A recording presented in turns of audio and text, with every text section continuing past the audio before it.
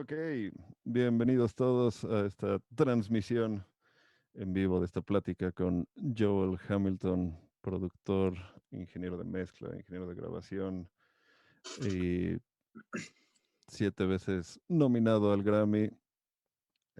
Nos va a hacer el favor de acompañarnos hoy en esta plática para alumnos del MAP, Colegio de Música, Audio y Producción, en colaboración con AES Sección Puebla. Um, all right. Hey, man. How are you doing? I'm just giving a quick intro of just like the basic from your bio, the whole thing. Just great record producer, great mixer, great well, No, above I all, you're a understand. great You speak human, so dude. clearly. You speak so clearly in Spanish that I understand all of it. So it's good, man. All right, man. But yeah, anyway, thanks a lot for doing this, man. I really I'm appreciate happy it. to be here. Truly, truly happy. I'm stoked that this worked out, that we could do this. Yeah, totally. So we can just get into it. Yeah.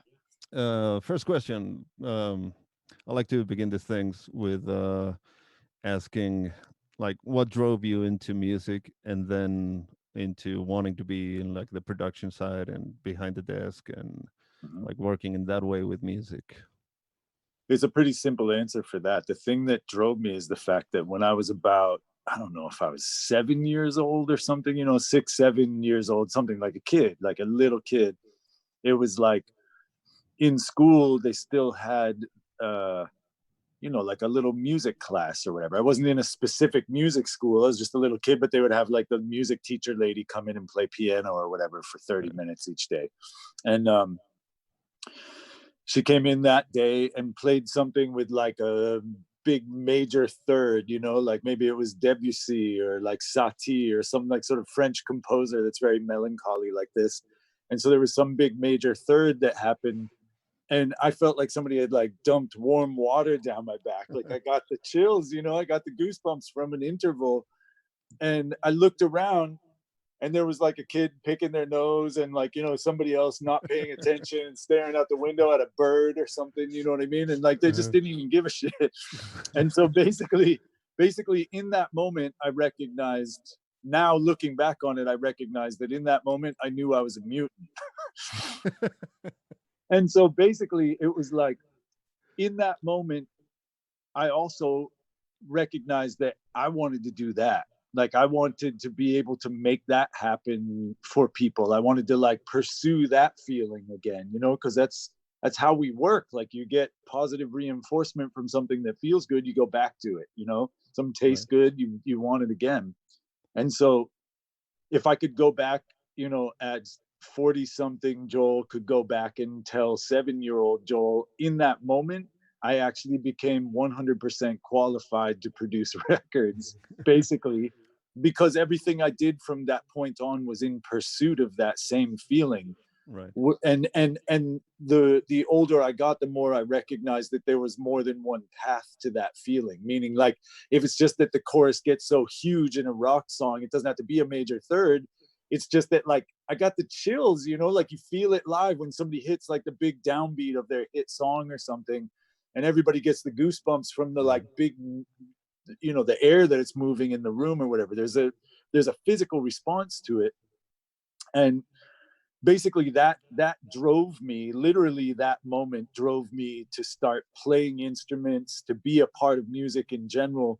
And I was too young to recognize that what actually I was trying to do was produce and engineer, was to bring that moment to the people via recordings rather than like for me to play a guitar or, I do all that stuff, but it was like, it's because I sort of went through being in bands and all of this. And then I got the chills when I saw like Bad Brains at CBGB's and there's like kids jumping on each other's heads and stuff. And I'm like, I found my people, And so basically it was like, I thought that was what I wanted to do. So all of a sudden I'm in the like hardcore and punk scene type of thing. It's like, I think that was the motive all along, was chasing that sort of initial contact that I had with music that really gave me a tangible physical response to it. And then I started chasing that for the rest of my life. I still am. Oh, that's very cool. Like actually, for I guess for the students to hear, because I find that like for me, and for I started learning guitar before I got into producing and mixing and whatever.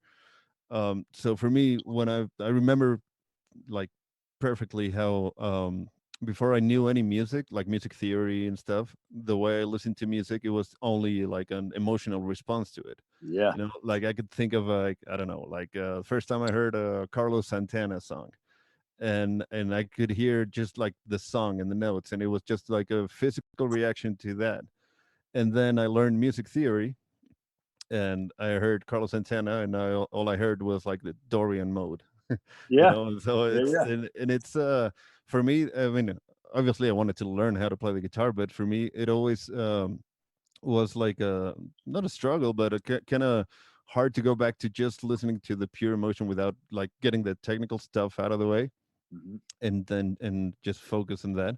So my question, and for the students who are like, because it's really easy for students to get like hung up on like, oh, I want to use a 1073 or an Of 1176 course. or a Of Pultec course. or whatever.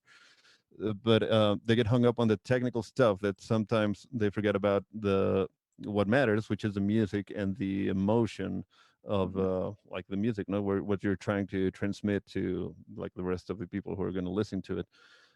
So what would be your I guess your advice on how to maintain that um focus on the emotion of like the music instead of the technical stuff? I'm glad you asked, because because my entire career is based on exactly that, on staying focused on what's actually valuable in a particular production, meaning like what's valuable about your friend's band if that's the first one that you're going to record, or what is valuable about Highly Suspect, or what is valuable about it. It's not just because they have a good song, or just because the singer's like a cute boy with tattoos, or it's not just because of a few of these things. But number one, I'd love to talk about, I'll answer this, but we got to go around the block to Right. get there, okay? Because basically, what would be transparent in the way that we're capturing the sounds in the live room? It's like every time that I ever speak anywhere, I talk about the sound of a snare drum, right? And always, if I'm talking in front of like 50 people or 500 people, there's always some percentage when I ask the question, what does a snare drum sound like? They always do some little cat sneeze noise, like or whatever, at my face. And it's like, it pulls it out of context, right? Like basically, the snare drum makes a noise and we get a basic idea, the same way that if we were going to go paint a sunset, like we could pack up the paints at noon without seeing it, and we know we're going to need some like yellows and oranges and reds and maybe some dark blues or whatever. We have an idea of what it means when we're going to go in the room, what we're going to hear. But the idea that we can actually engineer for transparency, to me, is total bullshit. The idea that what we're actually doing here, if we accept that language is metaphor, right? Right. Because when I say snare drum, it doesn't fall out of my mouth. A snare drum doesn't appear. And Right. even on a limited bandwidth microphone in my phone, and you listening on whatever you're listening to, when I make the noise snare, you understand in your head, like from all your experiences in life, you can picture some kind of average idea of snare drum. And so if language is metaphor, then guess what? It's representational. And that means that recorded music is representational. It means that what we're going to do is create the best metaphor for a snare drum for any given song. And the transparency actually comes from a production decision. Let's say that I told everybody right now, like, oh, hang on a second, my grandmother's coming in right here for a second. And then what walks in is Hulk Hogan wearing like a wig, right? It's going to Right. be like a joke, and it's going to snap us out of the story, because you're like, what the hell? There's no way that Hulk Hogan is Joel's grandma. But if like a casting director in a movie, if I make a decision to just find some old Sicilian lady down the street from me in Brooklyn and have her walk in, it doesn't matter if it's my grandma. She looks like a grandma. Right. If she walks in, guess what? That's a transparent decision. I've now cast a person into that role, so it supports the narrative that I'm trying to say, which is that my grandma came to visit.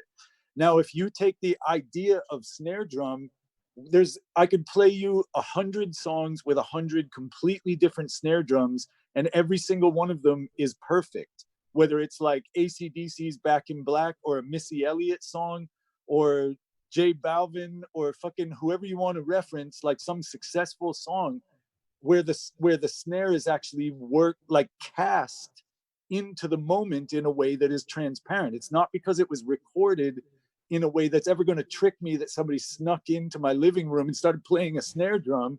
I know that there was a microphone on it. I know that there's speakers involved. There are transducers happening here. So in that way, it's a metaphor. It's a representation of a snare drum, and we're using electricity to create that representation.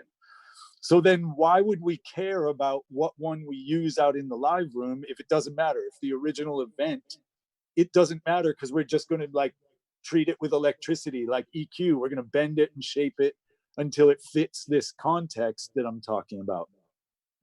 We're going to choose something that supports what's being expressed by the rest of the variables in the song.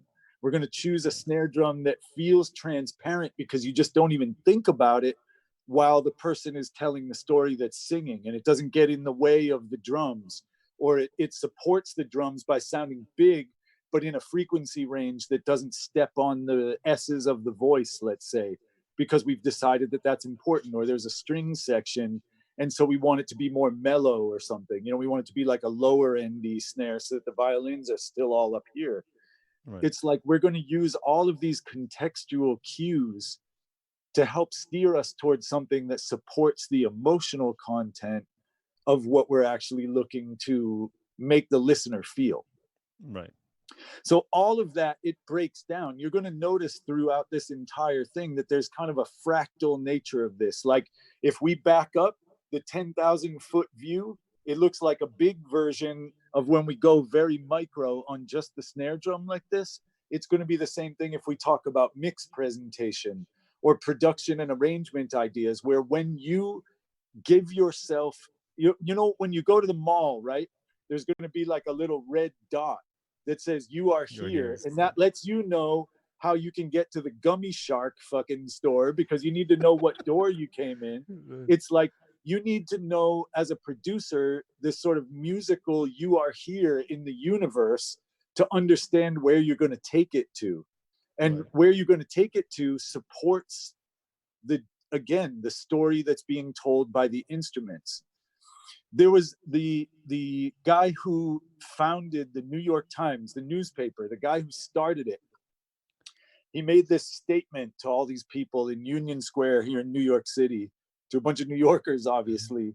He said, with his monocle and top hat, looking like Mr. Peanut. Like the Monopoly guy, right? Like the Monopoly guy, exactly. Looking like the Monopoly guy. He was like, with my newspaper, I seek to just hold a mirror to the events of the day. And in about 1 second, all the New Yorkers were like, that's bullshit, because who's holding the mirror? Right. Where is it aimed?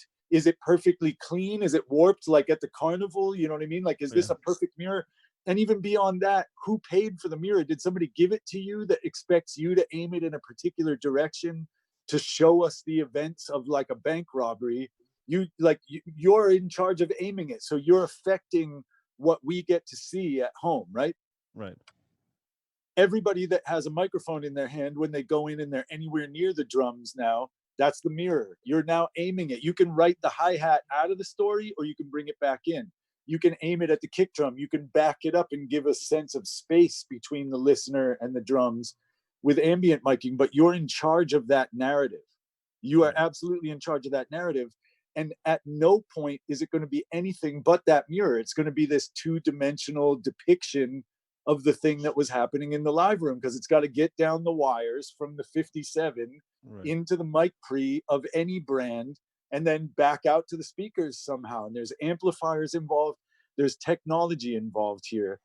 And we're going to talk about using those knobs to bring out the textures that speak before even the first note of the vocal starts. Like we can tell, right? When we're walking down the street and you're still 2 blocks away, if people are talking loud, you can tell if it sounds like a party or an argument. 2 blocks away, before you can hear what they're talking about, before you hear anything about the specifics of what's being argued about or what the party is yelling about, you know, just from the like subtle shift that we read in each other's voices, whether they're angry, happy, in love, sad. You know what I mean? Like somebody yeah, you can tell the or intention of the conversation, right? Exactly, but the intention reads in the timbre of their voice. And the intention of the snare drum reads in the timbre of the snare drum. So if you capture it crazy bright and you present it super bright in a mix, that has a completely different effect than whether it was a Neve or a Ludwig. You know, if it was a Black Beauty, like all the perfect stuff that people think that you have to use, it's like the pictures of like a 1073 with like the whatever on the snare drum that's the perfect Black Beauty.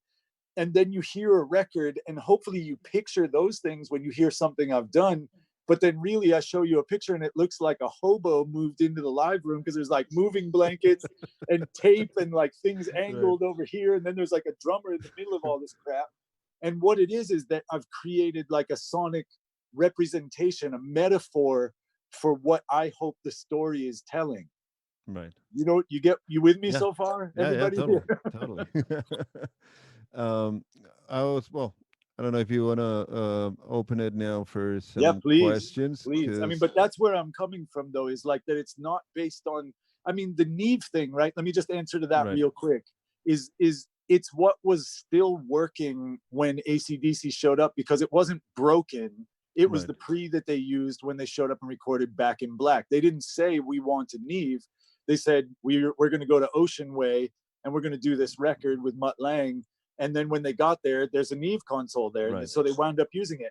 So now with that historical precedent set, because that record did so well, we all fetishize the idea of a 1073. And it's really just because it was the one that wasn't on fire when it was time to record the guitars. You know what I mean? And the same thing happens to me. And I'll tell you what breaks this every single time for me is when people talk about like you need a 1073 for this, or the vocal is going to be a 47 and a 1073. And let's use Highly Suspect because I know that the students have heard that.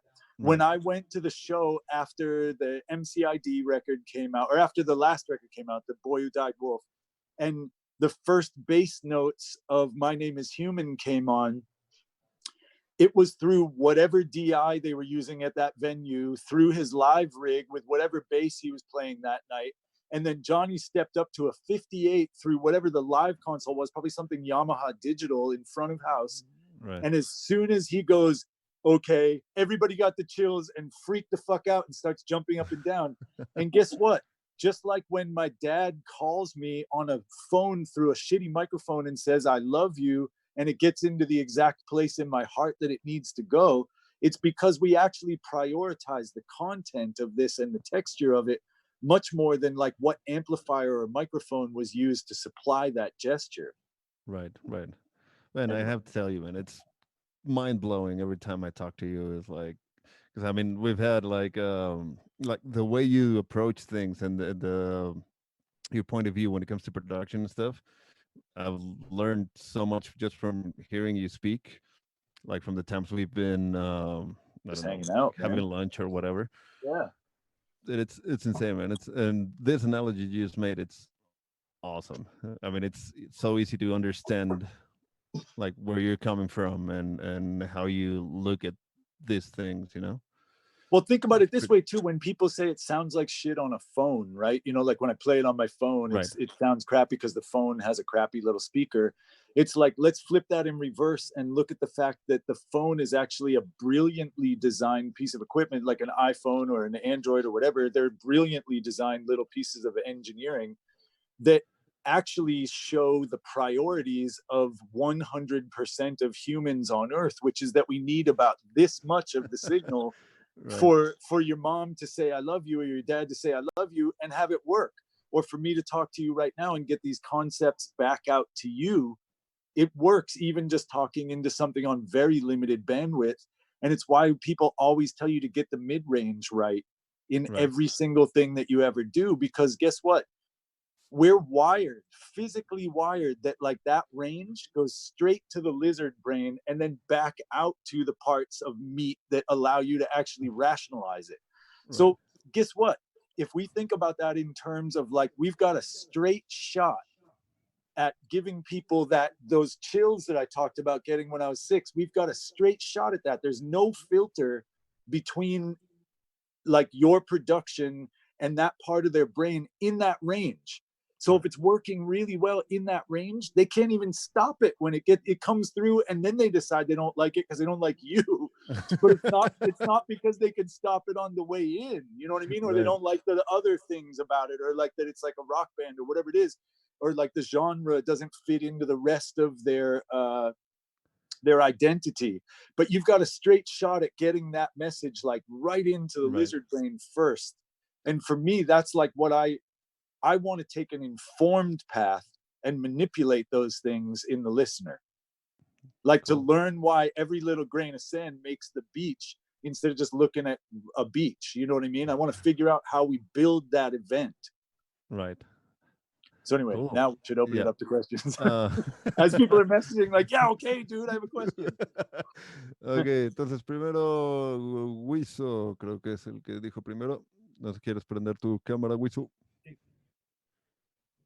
Ahí está bien, ¿se escucha todo? Sí. Ahí estás. Hi, I have a question. How important do you think that no technical concepts are when you become more creative? I mean, do you think that knowing that concepts brings you the ability to be more creative or something like that? Like having a technical foundation, is that what you mean? Yeah. How important do you think?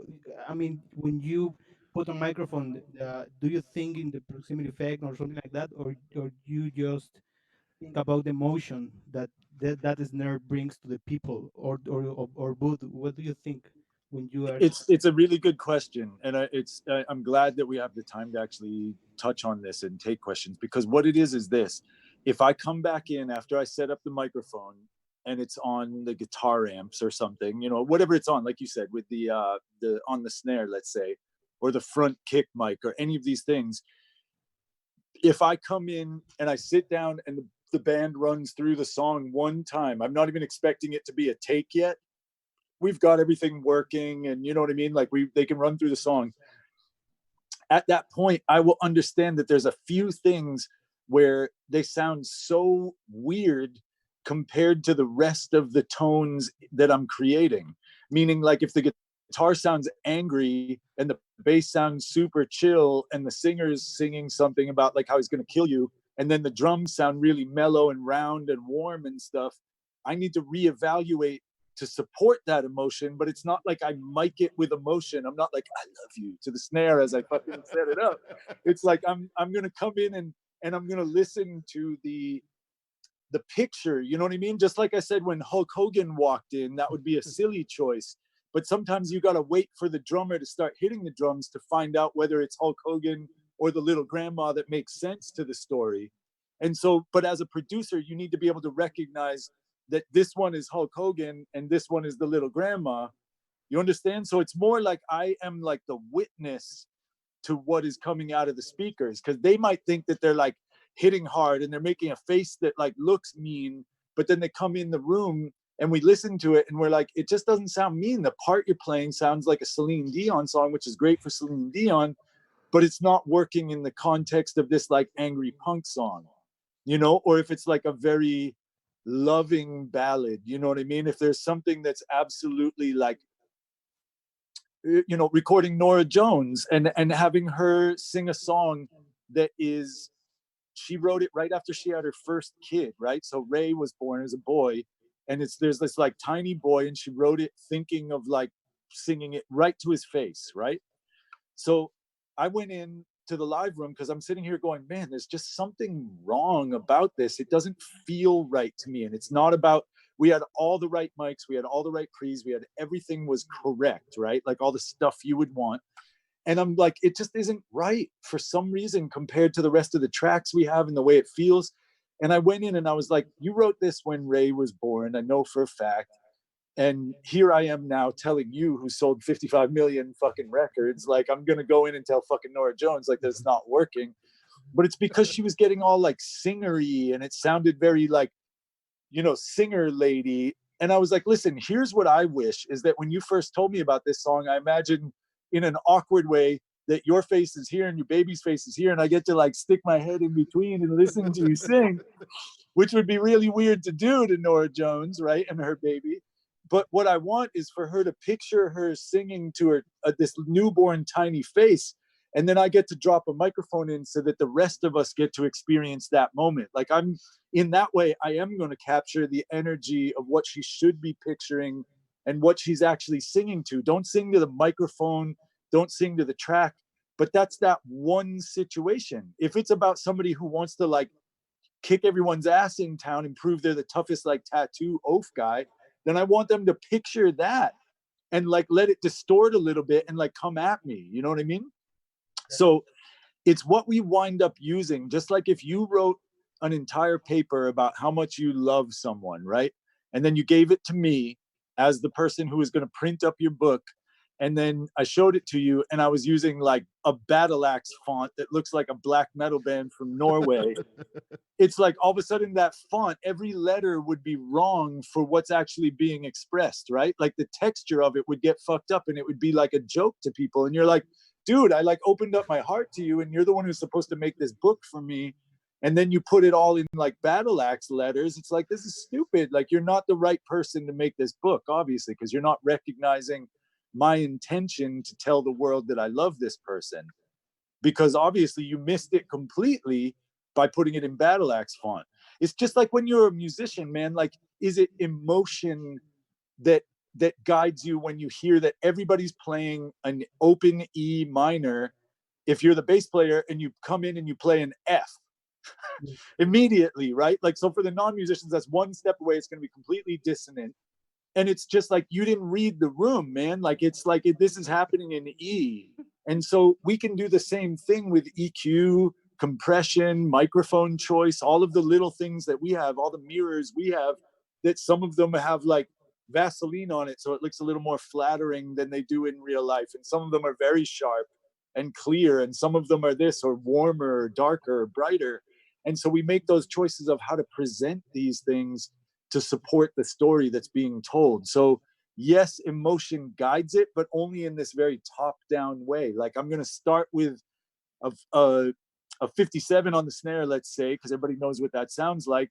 I'm going to run back in the other room, listen in the speakers, and go, wow, in the world that I'm creating, that's totally wrong. The same way that lightsabers make sense in Star Wars, but they fucking don't in a Julia Roberts movie. You know what I mean? Like, it's like you need to recognize the subtlety. I always make it a joke like this, but it's just to illustrate the fact that there's the subtlety. Think about this. In the very first Star Wars, if like Luke was driving something that looked like a Ferrari instead of a dented ass land speeder, we would get the idea that he was like a rich kid and the story wouldn't work so well. Instead, they put like dents on it and there's like paint missing. And you don't even think about that the first time you see the movie, but it's kind of there. It's a part of the texture of this narrative that they're creating. The art department made that decision. So did they like make emotion, a priority? No, I mean, but yes, but no, because they want to like play with us to support the narrative. The story is that he's like lost his parents and now goes on this adventure, and we all immediately invest our hearts in this guy because he had a shitty car that was like dented, in the beginning. Otherwise, we'd be like, whatever, dude, just spend $1 billion and go buy some fucking cannons and shoot them, like whatever. Like, he's got to learn this, he's got to learn this. And so that tiny detail in Star Wars for me is the exact same thing as a tiny detail, the like scuff marks on the land speeder when we first see it. It's the same thing as whether we decide to have the lugs on the floor tom rattling a little bit, because then it doesn't sound like we had $1 million to record the record. We just had to go for it, and it's a punk rock record. And even if we could have tuned it a little bit, we left it. You know what I mean? Because it becomes a part of the texture of that band's story. And it's a long answer to. How do you go from the technical to the emotional?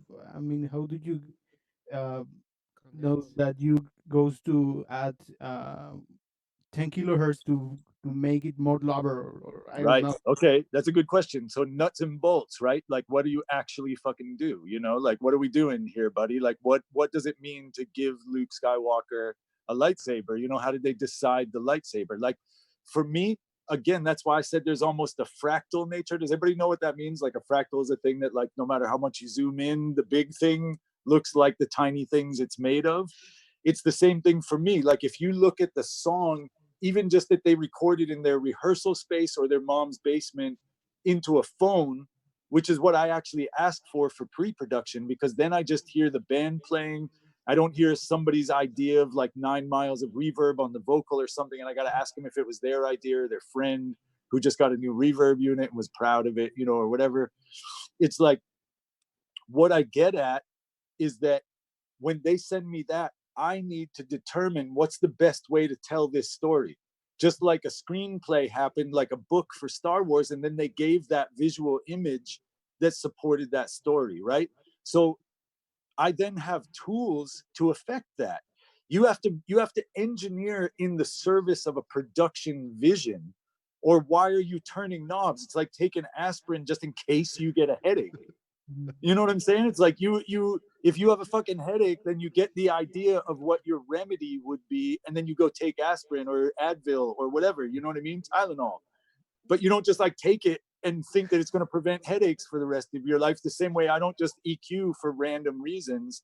Like, so when I listen to it, I got to have an idea that like this band is going to be huge in the rock world, and I want to be able to define ourselves. Like, think about it. When I was looking at the Billboard charts right before MCID came out, I looked at Metallica, Green Day, Red Hot Chili Peppers, Foo Fighters, and then somebody else was up there too on the rock charts. Like, that was like 1 through 5, right? And the A&R guys like, we really want this one to go to #1 again. I'm like, fuck, yeah, me too, but there's some other guys out there that got some shit to say, you know what I mean? Yeah. And they happen to be like the biggest bands in the world. Right. But so the #1 worst thing I could do at that point is stop listening to what we're saying, meaning like, and worry about the kick drum. Like, is it as big as the one on the Red Hot Chili Peppers record, or are the guitars as big as the Metallica one, or is it like as exciting as the Foo Fighters one with like dudes jumping up and down at 1,000,000 BPM? Like, remember that like My Name Is Human coming out, that song is like whatever BPM it is, I don't even remember, but it's slow as fuck compared to everything else that was in the top 10 rock when that came out. So I needed that to connect with somebody. I needed that to connect with the kid with one tattoo in the middle of nowhere, like in a rural community, that feels like the weird kid who's like a skateboarder or whatever. And like, we're all of a sudden going to reach out across space and time to say, you're not alone. You get what I'm saying? That we're all just human is the gesture, right? So we start with that. And then from there, it informs every other move. Like, how bright is that vocal? How much like stray frequencies are in that guitar? Because the guitars are totally different. If we listen to the song Little One on that same record and My Name Is Human, it's almost a completely different guitar presentation in the chorus, where there's like no stray frequencies in the guitar. It's so low end heavy, and it's so like combed through. I like notched out everything, but that's because it was the sound of like pushing your hips through honey. Instead of My Name Is Human, I wanted it to be like he was shouting it out to all of New York City, standing on a ledge, like the superhero shot, standing on the Empire State Building. And so what does that mean to me? That means that there's all these like frequencies that make it sound way more exciting than the fact that it's a 2-note modulation. They go between 2 fucking notes in that chorus. Nothing fucking happens, right? So Johnny's like screaming his guts out about being made of stars, you know what I mean? And I needed that yelling to sound like it had a purpose, right? You don't just go out into the live room. I'm pointing at where my live room is. You don't just go out into the live room and have somebody yell.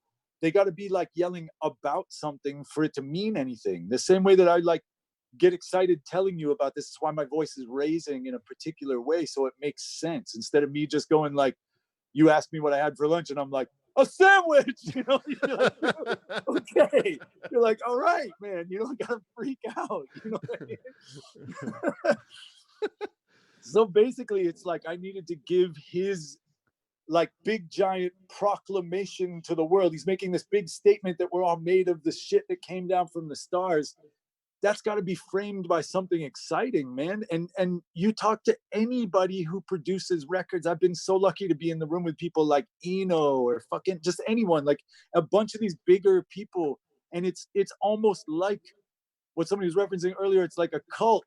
You know what I mean? It's almost like you have a particular point of view that like you look at human nature and you boil it down to how you're going to use these knobs to like affect humans at a distance.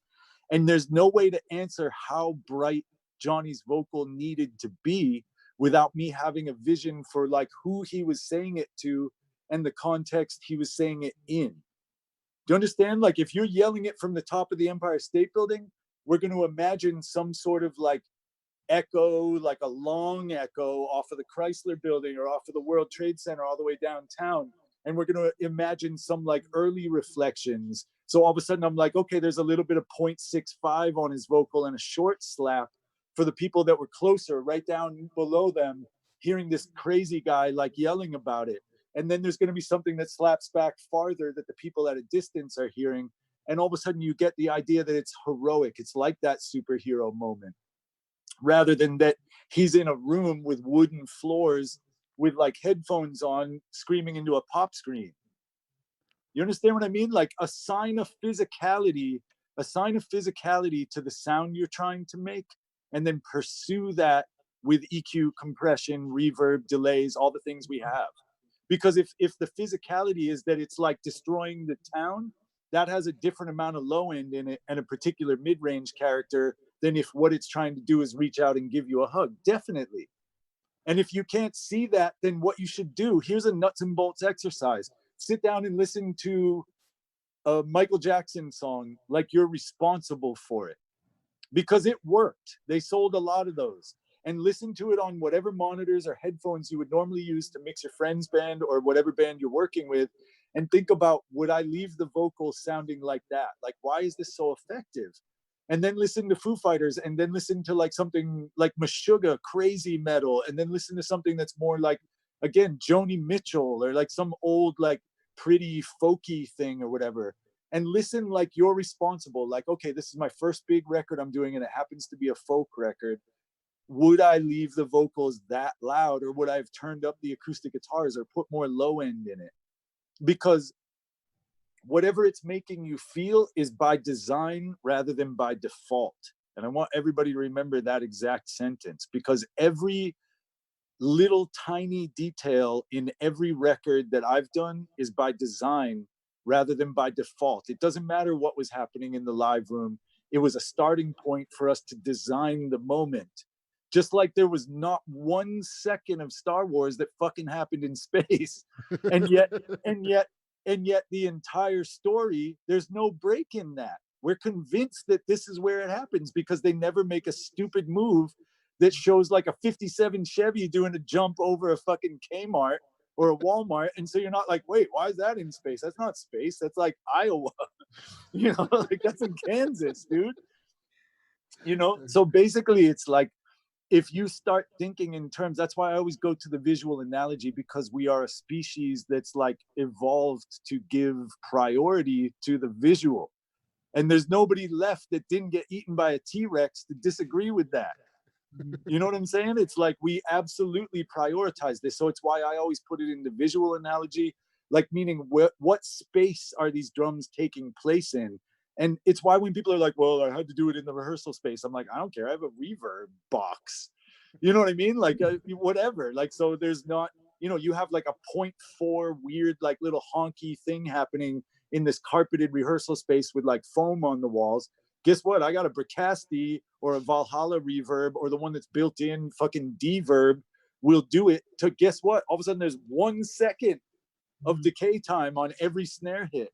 And so I've now basically said to the track, you happen in a space that's larger because what's being expressed is a bigger gesture than this is happening in a rehearsal space. You know what I mean? Yeah, sure. That's great, man. Thank you. All right, I think we're gonna move on to the next question because we have like, I don't know, like 6 more questions waiting here. Okay, cool. So I hope So everybody has 9 hours. there we go. Right. Okay. So, hello, how are you? Hi. So this has something to do with the last question. Um, well, actually, I have 2 questions. Like, Okay. how do you deal with big ass artists like Nora Jones? Like, what the fuck? She's great.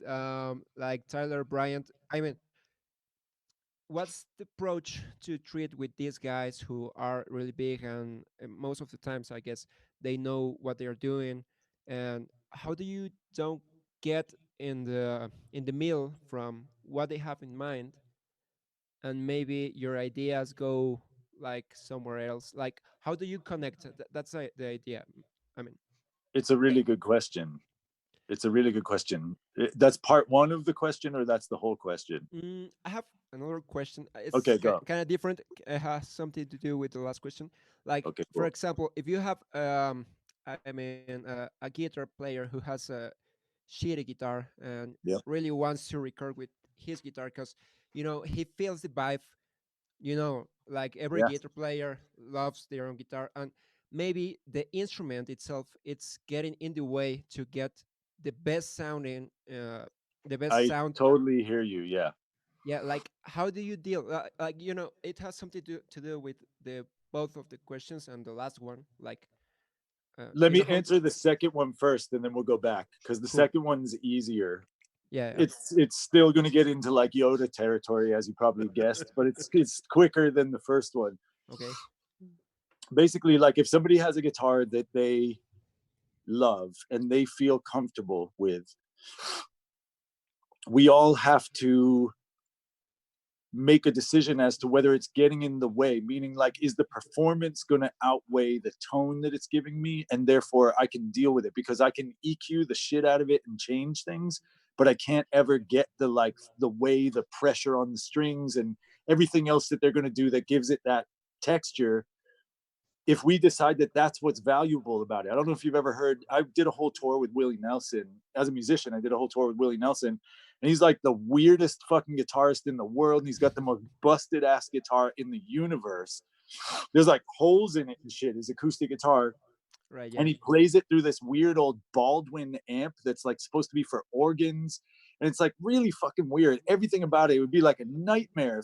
If all of a sudden this old guy came in, I didn't know who he was, and he was like, I want you to record my record. I'd be like, cool, throw that away. And we'll start. Let's light this thing on fire and then we can get to work, But the thing is that what he brings to the table with that thing, not just because he's Willie Nelson, forget about that. I'm just saying it's because like his playing, because he's been playing that fucking thing for like what, 400 years now or however old he is. It's like, it's basically like, I would then do anything I could with any microphone and any EQ and anything to like get a really clear shot of that. It's kind of like this. Sometimes the art lives in what is vulgar about what's being represented. Like when you see a really, really amazing black and white picture of a guy who lived by the train tracks under the highway for 50 years, and it's just amazing. Every line in their face like tells a story. The last thing you would do is like use the fucking Instagram filter that makes you look like Kim Kardashian, you know what I mean, on this particular photo, you know what I'm saying? And so when it went, but then conversely, like what you asked, if it's getting in the way, then what I always find is that it's really difficult to push somebody into an unknown situation, like from the back. Like, because what they're seeing now is like a dark cave of an unknown thing. They're already nervous about being in the studio, probably. They know they have to deliver. And now I'm going to get behind them and shove them into the dark. That's not going to work.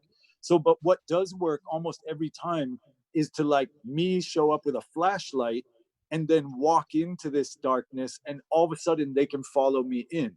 Now what that means is like bring in other options and see if we can do like the basic tracks with the guitar they love, and we kind of know in our heads that it's like a scratch, you know what I mean, but they like make it through the track 5 times and you get the 5 takes and you're like, okay, I see why they like this thing, because they are comfortable with it, but it sounds like crap.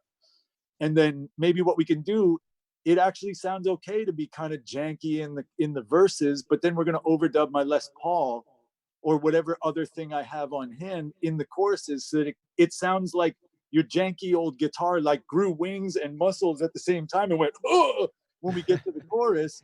But it's still in there. It's like still in the middle with the voice, you know? Yeah. I did a collaboration that was with Elvis Costello that answers both of these things. Like both, because I'm getting back to your first question now, where he had his old Guild guitar that he's played a million times that I've seen like on TV and pictures and all of this shit. So I'm like nervous going in the room with this guy, not because I was ever a gigantic fan, but because he's fucking Elvis Costello. You know what I mean? He's like a legacy artist. And I knew it was a collaboration. I wasn't even just engineering where you can like keep your head down and push faders. I had to like have ideas.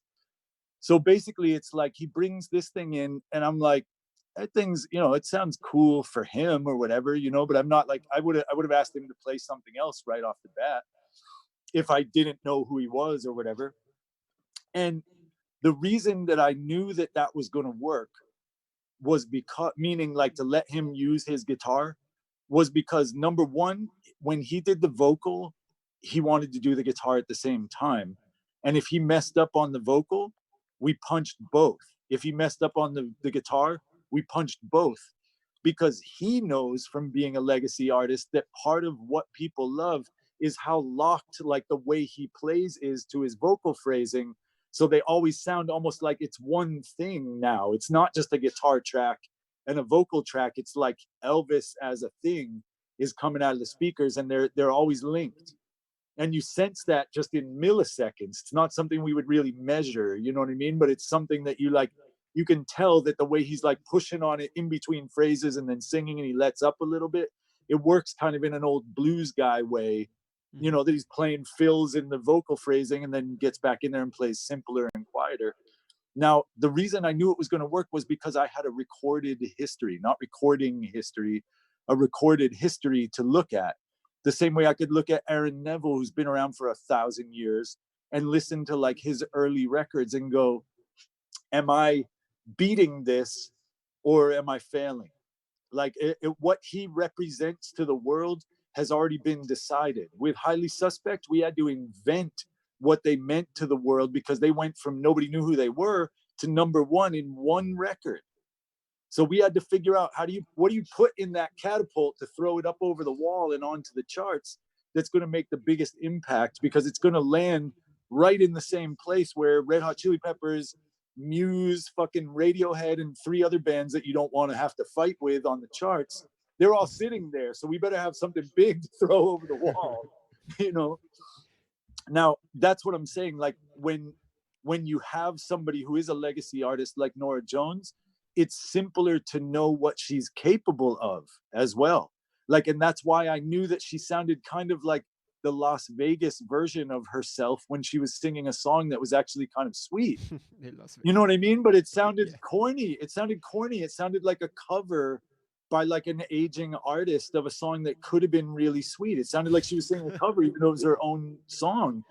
And it was a very subtle difference, but it was because she was adding all this inflection. And I was like, if you just sing it plain, guess what happened? When I told her the analogy of like having the kid's face right here, she knew she couldn't get all loud because you wouldn't fucking scream in like a sleeping baby's face. And it gave her the like lines she was playing in. Now she knew that over here was okay, over here was okay, but over here was fucked up. It was out of bounds.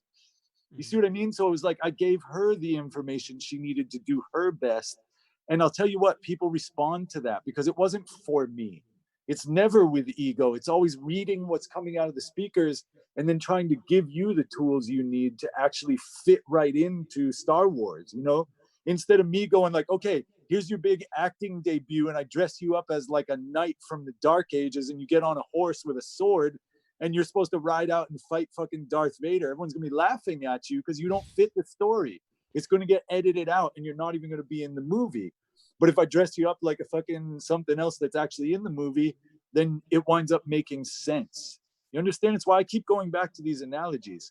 Because Right, if you decide this old janky guitar, but that the person is comfortable with, works in this production only in the verses, then let it go and let them be comfortable. And you then they come in and listen in the control room with you, or they come in and like hear what you've done.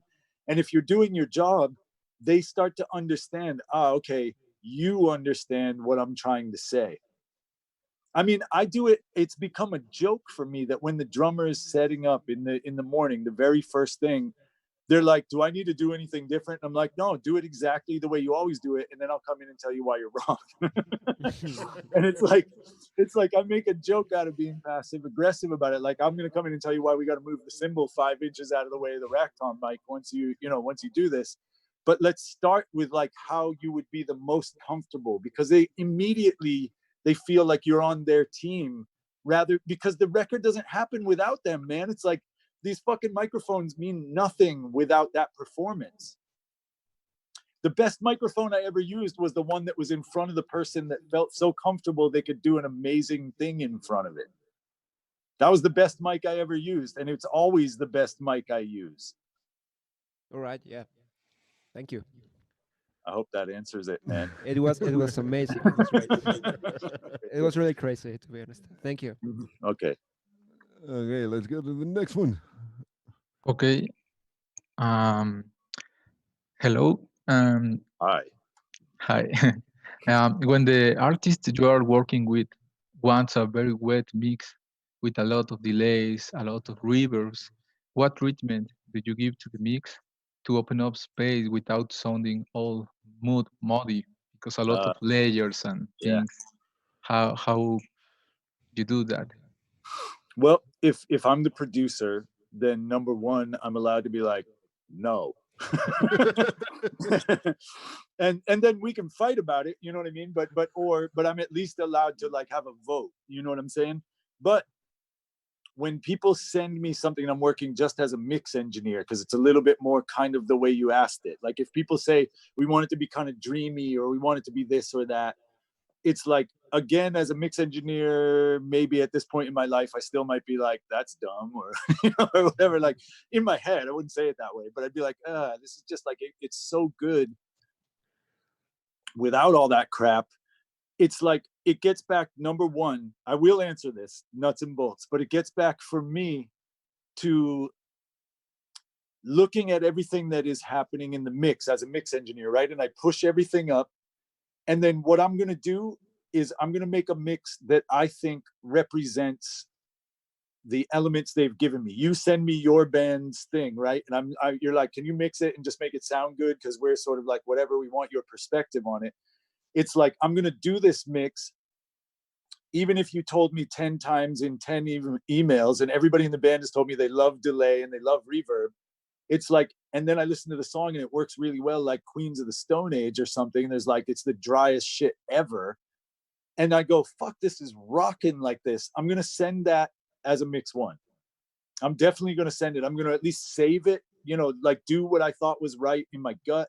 And then I'm going to put it over to the side. Now, as a producer, though, if I know that I'm going to give the illusion of space and all of this stuff happening, like I think what you're asking is like, how do I decide like what delays and the times and things like that, so it doesn't sound all psychedelic? It's not like a dub mix and it's not this, but it just adds depth or like dimension to a recording, right? That's kind of what you mean?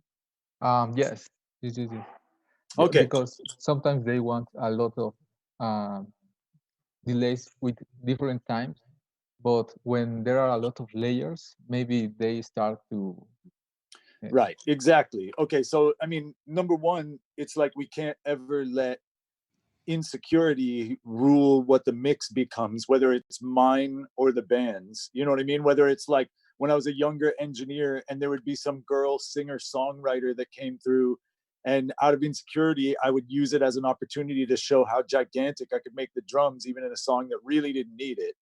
You know what I'm saying? Like, it's like, and it was insecurity. It was straight up insecurity. I was like pushing mics up that really probably didn't need to, and it wasn't a great idea. And then I would look for a justification, like, well, the juxtaposition of it in Portishead, or this PJ Harvey song where the drums are really loud, you know, or whatever. I would try to justify my bullshit move just because I was trying to show my rock friends that I still was making big records. It's like, if I'm putting space in a mix, it still has to do with what I imagine the physicality to be. Because guess what? If I imagine it and I start to make it sound like it's happening in a big room, the listener just goes with that. But if I have something that sounds like it's happening in a small room, but with a ton of delay on the vocal just sounds wet and cluttered. You get what I mean? If everything's happening in a gigantic room, it's like, it's either a dubby type of delay on purpose where it's supposed to be psychedelic. It's not being used for space anymore. Now, what I will do is I'll have when I set up a mix, I always have one long verb on an aux. This is me turning the aux. I have one short verb, and then I have one delay. I start with that every single time, like the same ones. It's always either a plate or a BX10 is the long verb. It's always the bricasti is the short verb, but these could be anything. And it's an effectron, which is like $100 delay. You know, it's a digital delay, but it's an old school digital delay. And I filter the hell out of it so it sounds a bit more like a tape echo. Like I'll low pass it at, 650, something like this. It's really just to kind of bring the chest out. Just like if I was talking to you in a smallish room, it's not like the S's are all slappy in a normal room, but there is something about the low mids that always sort of like projects from people in a smaller room. And so I'll set that like that voice is happening close to me, but in a big space. Imagine what that would mean. It means there's going to be an early reflection. And then if you come and talk to me on stage at Madison Square Garden, I still hear you very clearly right here. And then there's like 7 seconds just sort of like hovering behind you and all around us. But I still hear the direct sound quite a bit. So if what I'm trying to give the illusion of is something that's very close to me, but in a large space, I'll use something like a really long verb, but quiet. And I'll accommodate for the fact that they're singing this close into a microphone instead of a comfortable distance like I would be talking to you. I wouldn't go be like, hey, dude, we going out for lunch today? You know what I'm saying? It's like, so if I want that voice to be like the comfort level for me of that vocal comes from that first cheap delay at 90 or 110, or you know what I mean? Sometimes I'll listen to it if it's in a fast song and I'll put it on the 16th note just because the 16th note lands so close to what I wanted anyway that it's stupid to make it clutter and land like just before the 16th. You know what I mean? But if it's not landing anywhere near the 16th, like a slow song, but I still have like a 95 millisecond or 110, somewhere in there, like slappy, just slappy. That is the comfort level. That's like, are you talking to me right here? Are you talking to me right here? And then what happens after that, just single slap, is where are we? You know what I'm saying? Like, how close are you? How close are you singing to me? And where the hell are we when this is happening? And I can answer those two questions with a long verb and a short delay right off the bat.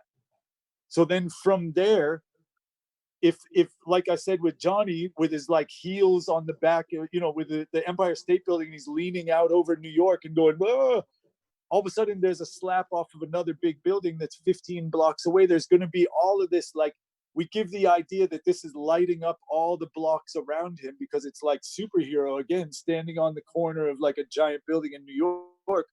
But they're going to be really quiet compared to that, like, viewer's perspective in the movie, because they're showing his face and he's yelling it out to the whole town.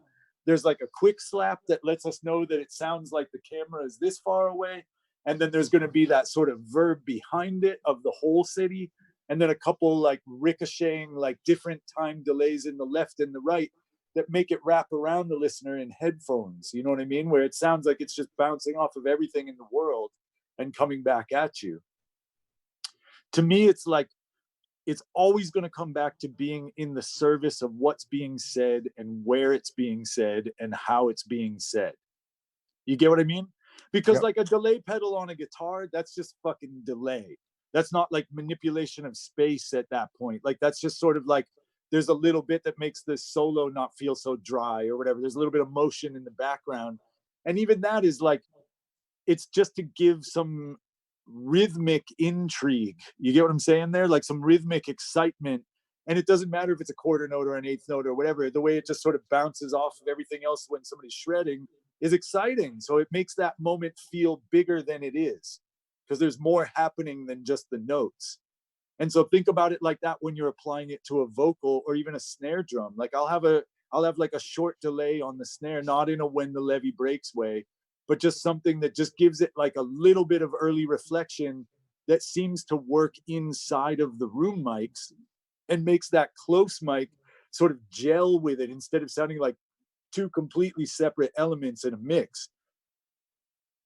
Because we're in charge of how that's presented. Like you don't listen to a snare drum with your ear right here at the show. And you don't have like 8 ears to put one on the rack tom, one on the floor tom, one in the kick. But then ultimately think about the way you're presenting the drums, right? Like that they're happening in a space, even though it's all close mics. Even if you weren't allowed to use room mics, you would still present it like it was happening in a space with verb or whatever you're going to use. Now take that even farther back in the shot and present the guitars like they happen in a consistent space with those drums. The bass happens that way. The vocal happens that way. You know what I mean? Like, and then the vocal, for me, when it gets louder, I want to hear it bounce off the back wall at Madison Square Garden. So like when you get louder, it shouldn't just be compressed so that it doesn't move at all. It should be compressed. But what you get is like an effects chain that then lights up a bit more, and it sounds like it's engaging the room more, just like it would if I like was talking to you quietly on the edge of the Grand Canyon and then I turned and yelled into it. We're going to get that long echo, but it doesn't happen when we're just talking. Like, so you hear the singer, like the physicality of them going, look at me, this is important, because that's basically what they're saying. You know, it's like, this is the big moment. Look, look, look. It's like that should sound like it's engaging the air around it in a way that makes sense to what the listener is hearing. You see what I mean? Yeah. Thank you. All right, man. Alrighty, let's go to the next one. This is our, let's see, Tony. So, Hey. Hi. Hey, man. Hey, I have like a different kind of question, maybe not so, well, not so technical. It's more like a producer out of the studio question. How is your relationship with your clients? I mean, like, do you have like a protocol, or do you act first like as a technical producer and you're in the studio with the band and hearing and in that moment, like knowing, okay, maybe I'm gonna use like EQ compressor here, or do you have like a coffee session or something like that to know the band and to know the purpose of the song or something like that? Definitely. The pre-production for me has a lot to do with if they have a label, the pre-production first will include like their management, all their infrastructure, like so the A&R person and the management and the band. Because if you're producing for something on a label, what you're doing is you're balancing basically like the idea. If the band thinks they know what they sound like and the label hears something different, you become this sort of translator between those two things, where the label's going, we think that this is going to be the single.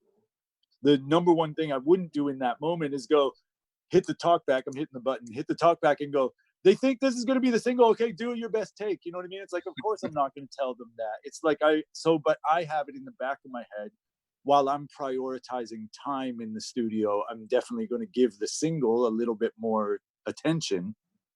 And it's why I need, if the A&R person proves that they have some vision for how this is going to be marketed, the management has an idea of even like, you know, the merchandise is going to have skulls on it and guns, or if it's just going to be like flowers and smiley faces, then it's like all of these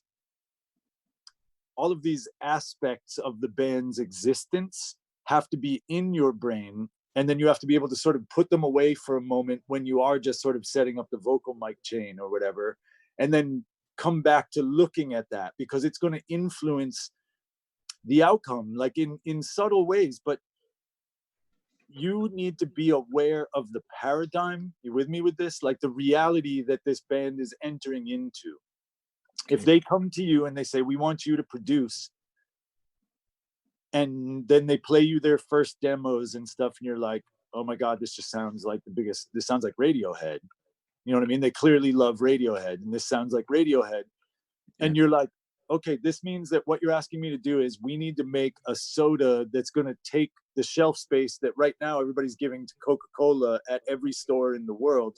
You're going to try to go and say, you don't need that because we have this new cola that's exactly the same thing, but with a slightly different shaped can. Like, it's not going to work. You understand? So you need to even be aware of like the branding, where if they show up and they go, okay, here's the demos, and you're like, oh my God, this is like a whole other kind of drink. So I understand why the marketplace might give it a little shelf space down in the corner to begin with. And if Red Bull gets real popular, all of a sudden it's closer to the Coca-Cola section after 10 years. And in the beginning, it was down in the corner because it was weird and nobody knew what it was and it tasted like shit, you know? But it got more and more popular. But see, that's the analogy holds up though, like that if you have the branding in mind while you're making the record, you don't then have to sit in front of the speakers and go, is this the right branding? It's just that you understand, and it kind of guides you in your decision-making process. When the A&R guy goes, you know, I thought that was the single, but now there's a 12-minute guitar and accordion duet in the middle of it in the bridge. Clearly you didn't like read the cues, you know what I mean? Like that their branding was going to be about maybe like 8 bars with a little guitar solo-y thing, and then it moves on to the last chorus. Now we're back in like, this is what the band's about, but it also works on the radio. And the relationship comes from me asking them, basically, is this fine art or is this industrial design? Because if this is industrial design, it has to be something that's like, we're designing a car and we can decide, is it a Ferrari or a Honda Civic or whatever? There's so much variation that we can still put into it, including like the color of the seats and all this stuff. But then if it's fine art, we can make something with a steering wheel in the middle and wheels that aim in every direction, and you could never drive it in a million years, but it's this cool, weird shape, but that makes people like enjoy it and smile when they see it at the MoMA or in the Guggenheim or at the museum, you know? It's like that. It doesn't then have to operate on city streets with turn signals and headlights and shit, you know? So it's making that distinction, and it takes a bunch of meetings sometimes to say, what is the goal for what you're bringing to me? If you're like, if this is your fan base and you're looking to keep the identity intact, but we want to expand the radius of maybe the reach of this band, what does that mean to you as a producer? You have to be able to suggest things like keeping the core of what the band's about intact. Like it's a 3-piece. We don't need to bring in a string section. We don't need to do this, that, or the other thing, or do too many production moves. But we're going to need to look at priorities that work on the radio. Like if you have a 6-minute song, but that the A&R guy loves the choruses so much, we need to figure out how to edit it, do a radio edit. Even if it's 6 minutes long on your album, the radio version and on the first single is 3 minutes and 40 seconds long. Okay. And the band's either okay with that or not. And you need to decide whether you're the right person to do the job. If you're looking to make sure that Atlantic Records is happy with it, you need to know that you're going into the room like, we got to talk. You know? Cool. Okay. Thank you very much. Does that answer it? I mean, as far as building a relationship with the band, I think really it's that. It's feeling out like and being honest with yourself about whether you're the right person for the job, and then they'll immediately feel it in you if you actually express enthusiasm and you understand what they're going for, because then you can just shoot from the hip. It's like I stopped being nervous in these meetings with like the head of A&R at the major label and some band that I want to work with or whatever, and I'm hoping I get it and all of this. All I can do, it's amazing. There's times where I've just said, you know what, fuck it. I'm either going to get this or not. And so I'm just going to say, like, you know, I loved the things you sent me, but that third song I think could have been totally fucking amazing if you didn't have that weird piano thing in there, because I felt like it just made no sense. It was like in, you know, the song's going along and the guy and the girl find each other in Times Square, and then all of a sudden it breaks to a shark punching a robot in the middle of Times Square, and then we're back to them hugging. It's like it made no sense to me. And I'll say this to like the head of the label, and like amazingly, I would say more than 50% at least, so I'm still winning, more than 50% of the time, when you actually dare to fucking recognize this and say what you really thought, this is art. If you say it like you're sure of it, it's like the head of A&R all of a sudden was like, I thought that thing was weird too. And if we redo that song, there's definitely not, you know, we need to look at that. And the band's like, what? But they, amazingly, the label is like, you know, yeah, we thought that could have been a single, but it had that weird piano break in it. And you're like, oh my God, it worked. You know, I can't believe it. Like, I thought they were going to all kill me. You know, I thought everyone was just going to stab me and leave and make me pay after I died for lunch. And instead, it's like somehow it worked, you know, because you actually just said what you really thought.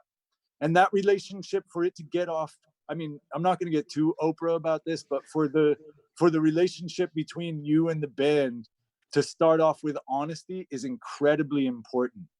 Because think about what they're going to do. They're going to like guard their like little band meeting from you, and you need to be included in that band meeting and then help represent their wishes to the A&R guy. Like, listen, we all think it's important that that weirdo piano thing stays because of X, Y, and Z, but we're going to cut it shorter and it's going to be this cool, interesting thing. And that's what makes it not just another fucking like Aerosmith song or whatever, because it's got guitar, bass, and drums. And we think it's cool that it does this one departure, and we like Mike Patton more than we like Aerosmith, so fuck you, we're going with it, you know? And all of a sudden I become like their biggest ally, and guess what? They go with me. All of a sudden I'm 3 records deep with Highly Suspect, and we've gotten to go to the Grammys together and shared in like the worst fucking arguments that I had to break up, like almost a fist fight. And then like, you know, people freaking the fuck out and everything, but also like celebrating like crazy when we find out we got 2 nominations and that the single had gone gold. You know what I mean? Like, but through all of that, there was trust, the same way that like you can fight the fuck out of your brother, or like, you know what I mean? Or whatever it is. And there's always the love there though. There's still at the core of it. They know that like, I want it to do well. And it's why I'm saying that's a stupid idea. I'm not just going to tell you yes, yes, yes, and let you shoot yourself in the foot. You know what I mean? Yeah. Because my heart's in the right place. And I think that relationship builds itself if everybody in the room feels like you're telling them the truth. Okay. Right. Got it. Thank you very much. Totally. All right, man. Okay, I think we still have to get through 3 questions. I mean, are we going too long? Is everybody falling No, asleep no, here? no. I can shorten it up. I can be like, yes, I use an EQ. Next. No, hell no. Good. Hola, hola, I ¿me just saw escuchan? that. We are here. Good. One ¿Me escucho? vote from the back of the Sí, room. sí te escuchas. Yeah, yeah, Ah. yeah. I'm just still talking because I'm a knucklehead. Hi, Joel. Hey, The previous question complemented what I was going to ask, but I want to guide you to something more specific. Okay. Personally, after hearing you speaking in Peru about the emotion in the production, I became a fan of the Doctor album that you produced. Another sound is dying, and the sound design is brutal for me. And I would like to know about the emotional context of this album.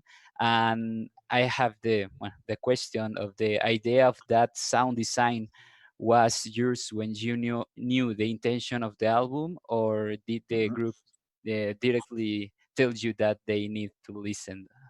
Like on the texture of the whole record, or the sound design moments, like in the intros and things like this? In the old songs, I don't know. Okay. I hear. Yeah. I get it now. Like, so the like of the way all of it goes, not just like the one little section. Yeah, I hear sorry, a specific snare, and it's a glitch sound. I don't know how to describe. And this is another question. Maybe it's complement. Sorry. Did you use virtual instruments to achieve these textures, or was it all the same instruments? There was never anything like any of the manipulations that you hear on those dub trio records. Like they're things that happen. A lot of them happen in outboard gear, because the whole idea of something like Another Sound Is Dying was, what would it sound like if we gave King Tubby like a Pantera record, you know, or what would it sound like if we gave like a dub guy like a metal record that we love, you know what I mean, or like a hardcore record, like a Dillinger Escape Plan record, but then that gets dubbed out or like manipulated by somebody who's like almost doing weird stoner remixes of metal. And so we used really specifically like very dubby things, which is weird. I know it sounds crazy, but where we're using like a short delay, but with a lot of feedback. So it goes like, you know, or whatever. And like the drummer would like turn the delay time down, you know, because you're making it like resonate, and then turn it down. And so it sounds almost like this weird, like stutter echo delay thing that you would have to automate in Pro Tools. But it wasn't. It was like doing it with a piece of gear, whether it was a pedal or like a piece of outboard or an actual tape echo. And we have the only automation that I use in those records at all are when there's like more things happening than we have hands to do. You know, so it's like I'll automate the faders, like just because I can move the faders, and then, you know, we'll be writing things, or like the send to a delay maybe is coming out of Pro Tools, but they're playing the delay, meaning like if Joe's going to be doing that, we need to know that I've automated it to the delay coming out of Pro Tools into an analog delay, and he's ready for when that's going to happen. And then it goes bah on that one moment, and he has to like ride it and do this thing. And sometimes if it was really difficult, we would print it so that we didn't have to try to perform it, you know, every time I'm mixing. I'm not going to ask them to stand there and do it 700 times. But so we would print something like this. And then sometimes it would be that like they would go have a snack while I got the mix happening, but with none of the dubs or effects. But I knew where they were going to be.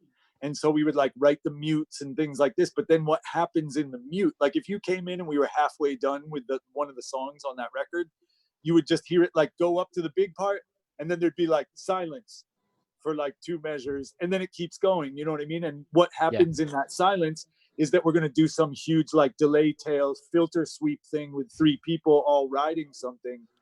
And then so we try to get it right, and then we fill that gap with that one big crazy move, and then we move on to the next moment, you know, and we print the next moments until it starts to work like a song again, just like you would mix a dub record where they figure out where the vocals are and like the single word they're going to put delay on or whatever in the old school dub way. So, but then when we got crazier about it than just like a tape echo and a spring reverb, obviously, it's like there's an 8-bit sampling module that I have in a modular synth that is like, we're using that just to be able to slice something up, but we're using it like a delay, that can then like play it back forwards, then backwards, then forwards, then backwards, you know, things like this. But it's still, we used it like a delay. It wasn't just like me slicing things up in Pro Tools and reversing them. It was always a box or a device that does it.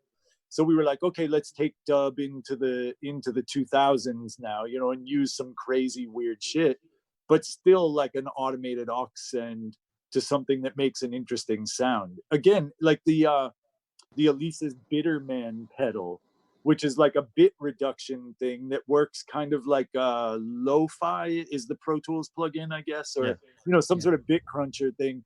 but it's just an Alesis pedal that they put out called the Bitter Man that I fucking love, because it's like a bit crunching pedal with compression and distortion built into it. And so if you hear, we run like the end of the whole mix to it, and you hear it sound almost like a ring modulator on everything. And I'd print it back in and then mute every single channel except for those two. So it sounds like the whole mix went through a pedal for 2 bars and then back to the rest of all the full frequency stuff. You see what I mean? So it's like we're creating moments, and then I got to mix around those moments the same way you would mix around like a crash cymbal happening. Like that it's, you realize that it's too bright to have the overheads cranked on the high end sounds great when somebody's playing just like kick, snare, hat. And as soon as they hit these, it's like blood comes out of the corners of your eyes, and you're like, oh, wow, maybe I should ease up on the 7K, you know? So it's like that. I treated it like, I treated it the way it needed to be treated, meaning as a part of the song. Even though, yes, it's an effect, dub doesn't exist without effects. So effects have to be a part of the song. And so therefore, once they're printed in, you mix just like it's the bridge or the chorus or whatever. It's the big dub moment where it goes into some big tailing out delay. You got to set the level of that just like any other part or vocal or guitar, you know? Yeah. Well, okay, sounds a lot of work, and it's crazy, weird, and amazing. I imagine you use virtual instruments or something like that, but it's quicker crazy. than I made it sound. Having to explain it makes it sound like a huge amount of work, but really what it is that like the delay's already patched, and then we just know where it's going to happen because they played a stop in the track, like when we were doing the basic tracking. Because it's the same way when they play live, they actually hit a delay like right at that moment. But it's just that they would like play a stop and not sometimes put a delay, sometimes put no delay. And then we would add it once they came in the control room instead of them adding it from a pedal, because we could do crazier shit. But it's the map is kind of already there. It's not like we're sitting there for an hour like, should we stop here or in the next measure? I don't know, play it again. You know what I mean?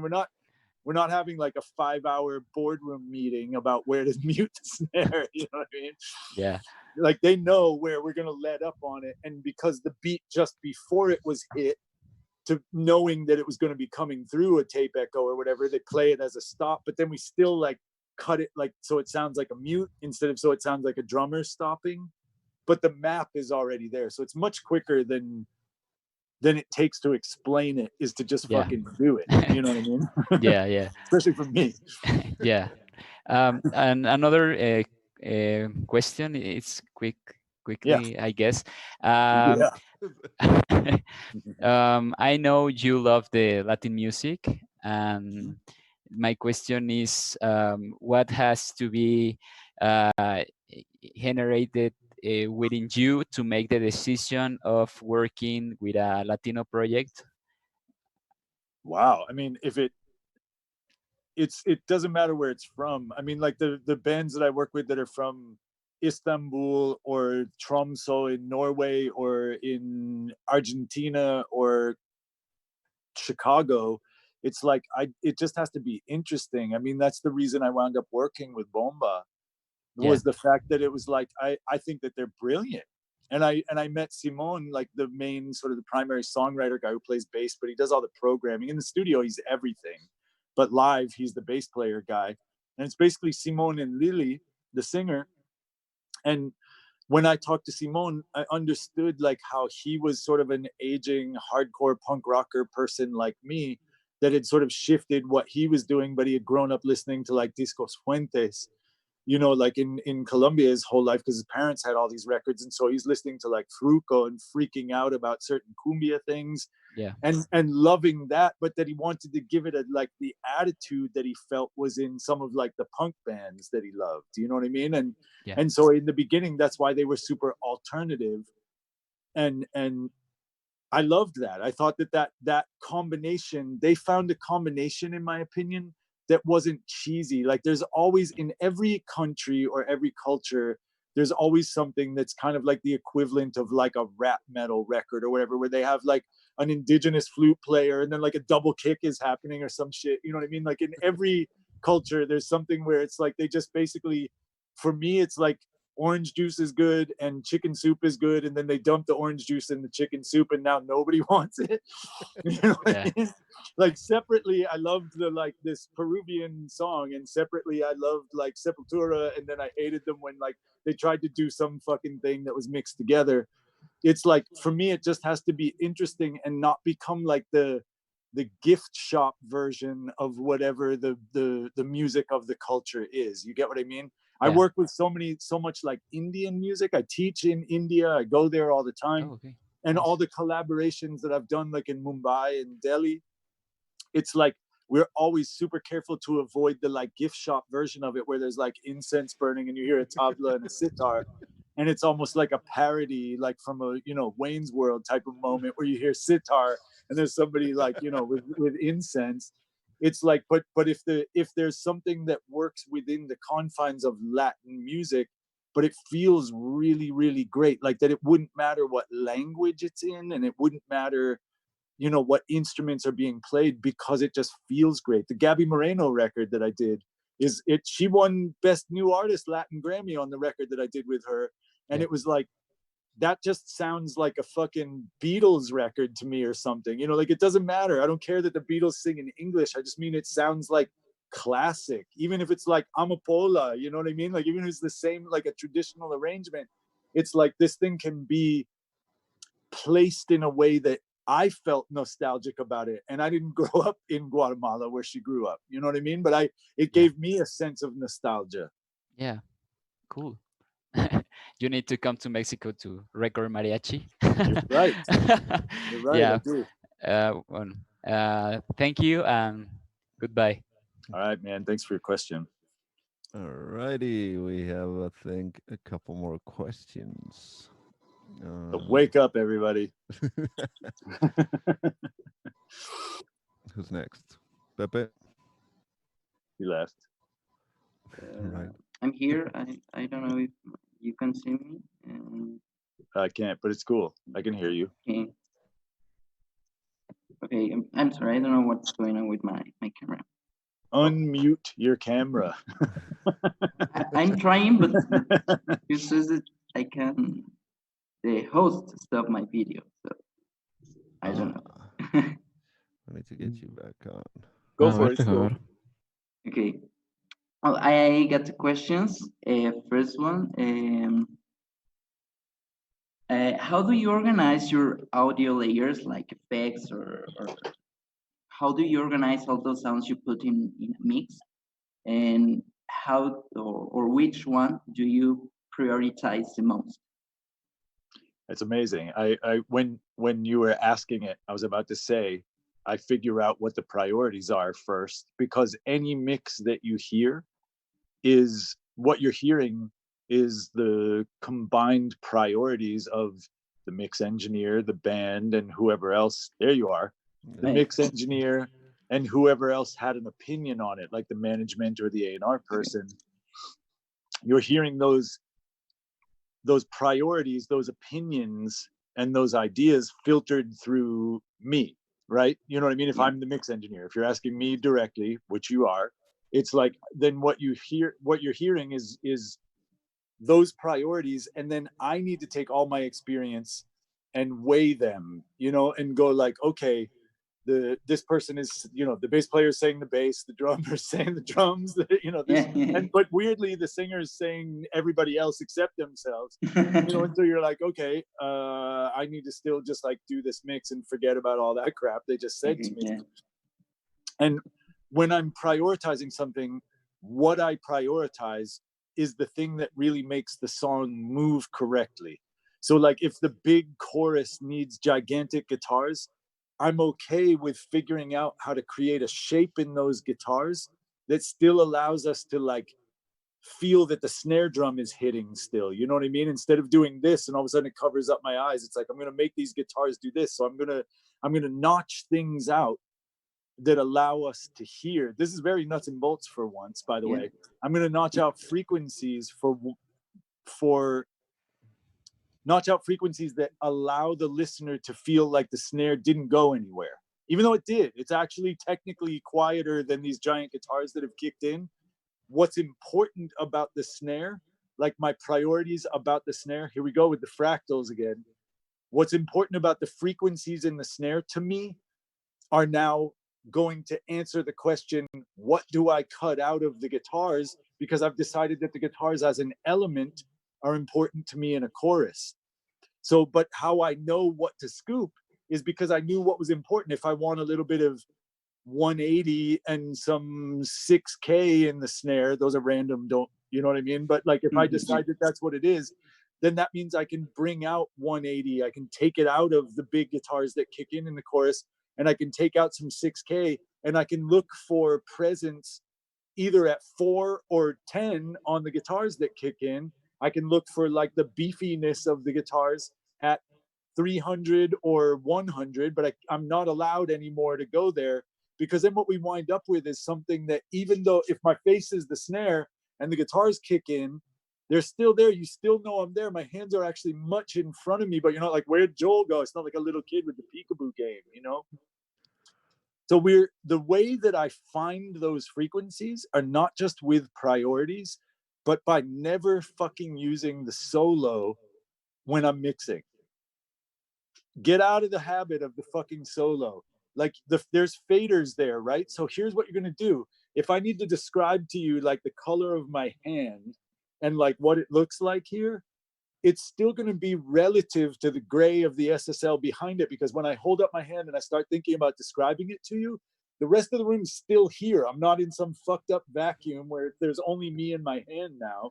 It's like it's relative to everything around it. So if I want to give you an accurate representation of what it looks like to look at my hand like this, it requires this context all around it to make sense. But what I can do is pull it close, but it doesn't mean that that shit is gone everywhere else, right? So if we're listening to the guitars that kick in the chorus that I've decided already, that's a part of the song that we want it to be huge. When Johnny goes, get up off your knees, boy, you know what I mean? Like I want it to go, ooh, on the downbeat, but I don't want it to then just have no other music happening, like where'd the drums go, where'd everything else go. So what I'm going to do is I'm going to listen to those guitars like 12 dB louder or whatever, like the fader basically all the way up. And I'm EQing them until the drums are still audible. And then guess what? When you tuck it back into somewhere reasonable but fucking huge, you've let in enough snare around the edges that it doesn't feel like there's any masking anymore. Do you understand what I mean by that? That the masking that's taking place, if you make the guitars all huge and solo, and then you like pop it in the mix, you're like, now the snare sounds like there's no low end in it because I've got all these beefy things happening. So all that's escaping the wrath of the masking is like this one little pokey noise happening in the middle of it. It's because you've just masked everything that's important to you about the snare that you decided in solo like 2 hours before and EQ'd it, but that shape doesn't work with this shape now. So they sit in front of each other like this instead of sitting like next to each other, slightly like dovetailed in. Now, if you're creating shapes in a mix, you always need to keep it relative and subjective. So relative to everything else in the mix, it's like this. Too many people go into solo, and it'd be like if we knew what a jigsaw puzzle looked like. So I went and made a jigsaw puzzle piece, right? And then I searched the whole fucking world for the exactly 0 puzzles that my piece fits in.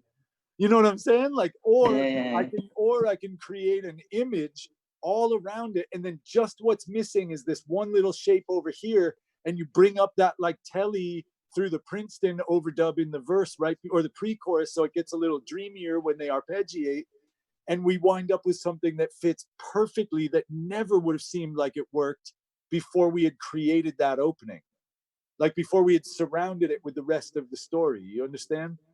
So what I'll get into though, like I'm going to get even more like technical mix guy for a second here. Sorry, is basically like, if I then start tucking in those guitars, right? After we've done the like hand thing now, and we've got the guitars fucking cranked, and I'm listening to a loop of the chorus, let's say, that's my workflow, is if I'm listening to the fill right before the chorus into the chorus, because what's important to me is the transitional energy. Like how we get from part 1 to part 2 is it's as important as what part 1 is and what part 2 is.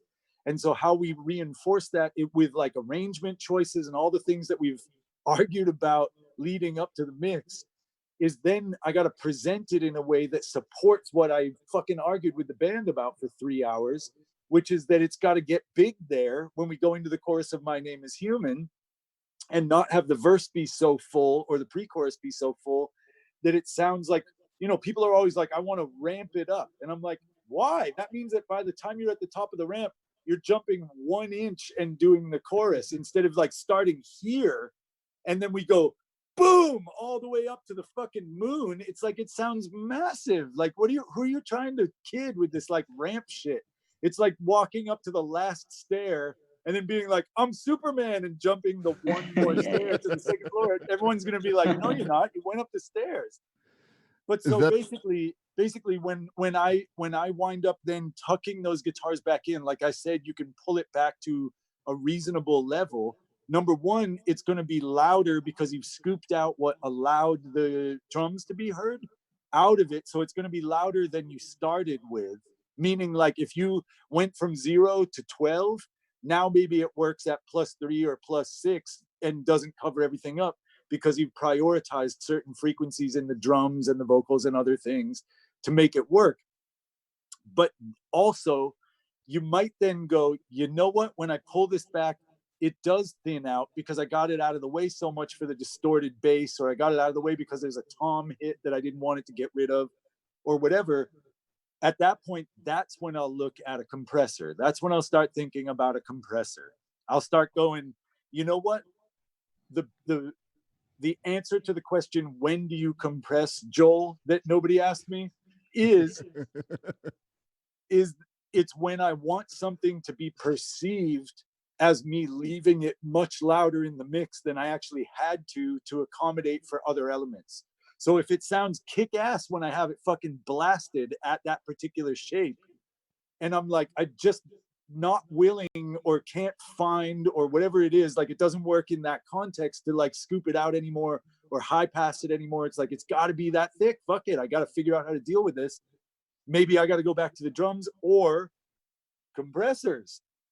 And I find something where I can go, okay, a really slow attack time that's going to let through that downbeat, like really edgy, but it's going to key on the upper end information because I'm going to high pass the side. Like, you know, if you high pass the side chain, like a side chain filter at 300 type of thing, the more that it leans into that high frequency information that was covering up the snare, the chestier it actually appears to get because it's listening to that high frequency information, and it feels like there's sort of like a low mid boost that happens depending on the device you're using and how you're filtering the sidechain or the detector. You know, it's like I'll start looking at technical processing like that, so that I now need to look at it in a way where we have a more esoteric tool. Like we've gotten past just using a screwdriver and a wrench now.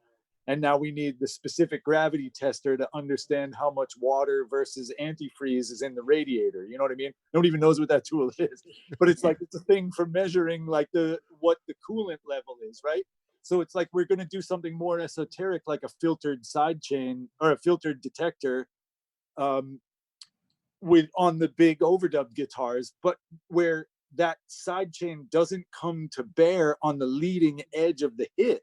So it gives the illusion of it all coming down like gigantic, but then it kind of spreads it out and the snare flicks up through it again. And all of a sudden I can see it. It makes it weirdly transparent because of the frequency choices I've made and because of what I'm choosing to limit, what I'm making the compressor listen to. So it responds to the frequencies I want it to respond to. You get that part? Yeah, totally. I hope that. I got another small question. Yeah. Sorry. How do you separate your work with your personal time? Because I mean, do you have like brainstorm time, amount of time for doing something that you couldn't do in the studio? You were recording and you wanted to do something, but you got out of time. So. Yeah.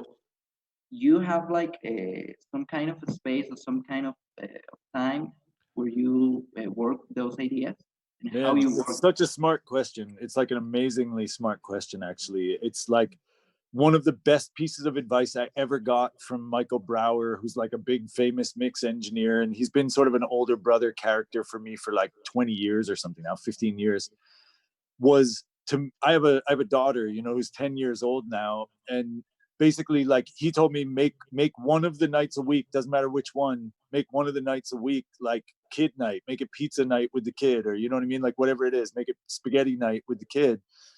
And it doesn't matter. He's like, you would have to be working with the biggest like psychopath in the world, where your like kid comes in with pigtails, your daughter comes in with pigtails, it's like spaghetti night, dudes, and they're like, fuck that, you know, like, you have to be a total psycho, you know, for somebody to get mad at that. And a big part of it for me is when I learned a couple things, like early on, before I was privileged enough to have like a manager dealing with the money, and, you know, like people who are like running the studio for me and buying the toilet paper and all this shit, because I was opening a facility and working as an engineer at the same time. Basically, what I understood before all of this stuff, when I was just recording bands, that ultimately you're going to wind up being friends with them because either your band played with them or all of this, you know, early on, that's who you're working with. It's not just random people calling you. And I had to learn the hard way that basically if I didn't set a stopping time, no matter when I left, I was an asshole. But if I told them that I was stopping at 6 p.m. and I stayed till 7, I was a hero. You know what I'm saying? Like, so it was like, once I figured out that if I set parameters on this thing and then was willing to bend them because I was feeling inspired and enthusiastic and the energy in the room was great and like the takes are happening and all of this, and you're not like, whoop, 6 o'clock, see you later. It's like, if you stay at that point, it's amazing how much like people will then, again, they're like, man, thanks for staying until 7. Even though if you had never said anything, you would have stayed till midnight and they're still mad at you because you left at 12:01. And that's number one. Number two is what if you're charging money to do this, right? Which hopefully, eventually, everyone can do this because we need to fucking eat. Or you're just totally rich. So I'm glad for you, but I'm not. I have to get paid and eat and feed my kid. And so basically, it's like this. I can give my time. So if somebody has $10 to do 3 songs with me, I've found personally that it's better for me to charge $10 for day 1 and then give them day 2 and 3 rather than tell them that it's $3.30 per day. Because guess what? Then they get signed and they come back and they're like, we'd like 1 million days, please, because we have $330,000 to make our new record.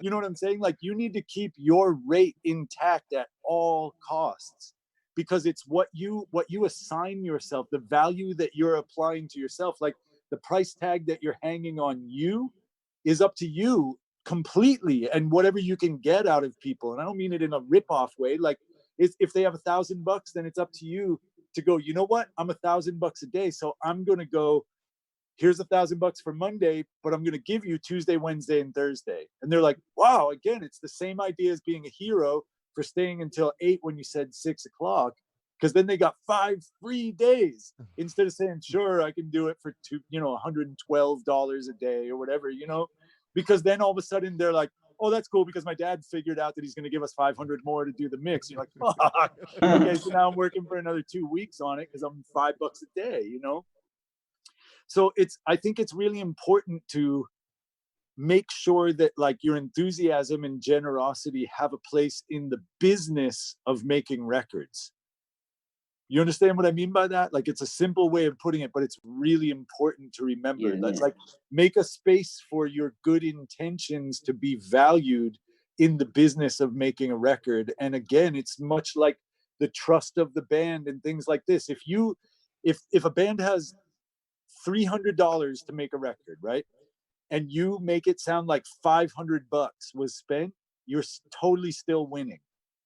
You know what I mean? And then you take that when it's 1,000 and you make it sound like 3,000 and so on, then every single time the band just wants to leave feeling like a hero. Nobody's blind to the resources that are available to them. You know what I mean? Even if you feel like they have unreasonable expectations, it's because they're placing their hopes on you in that moment.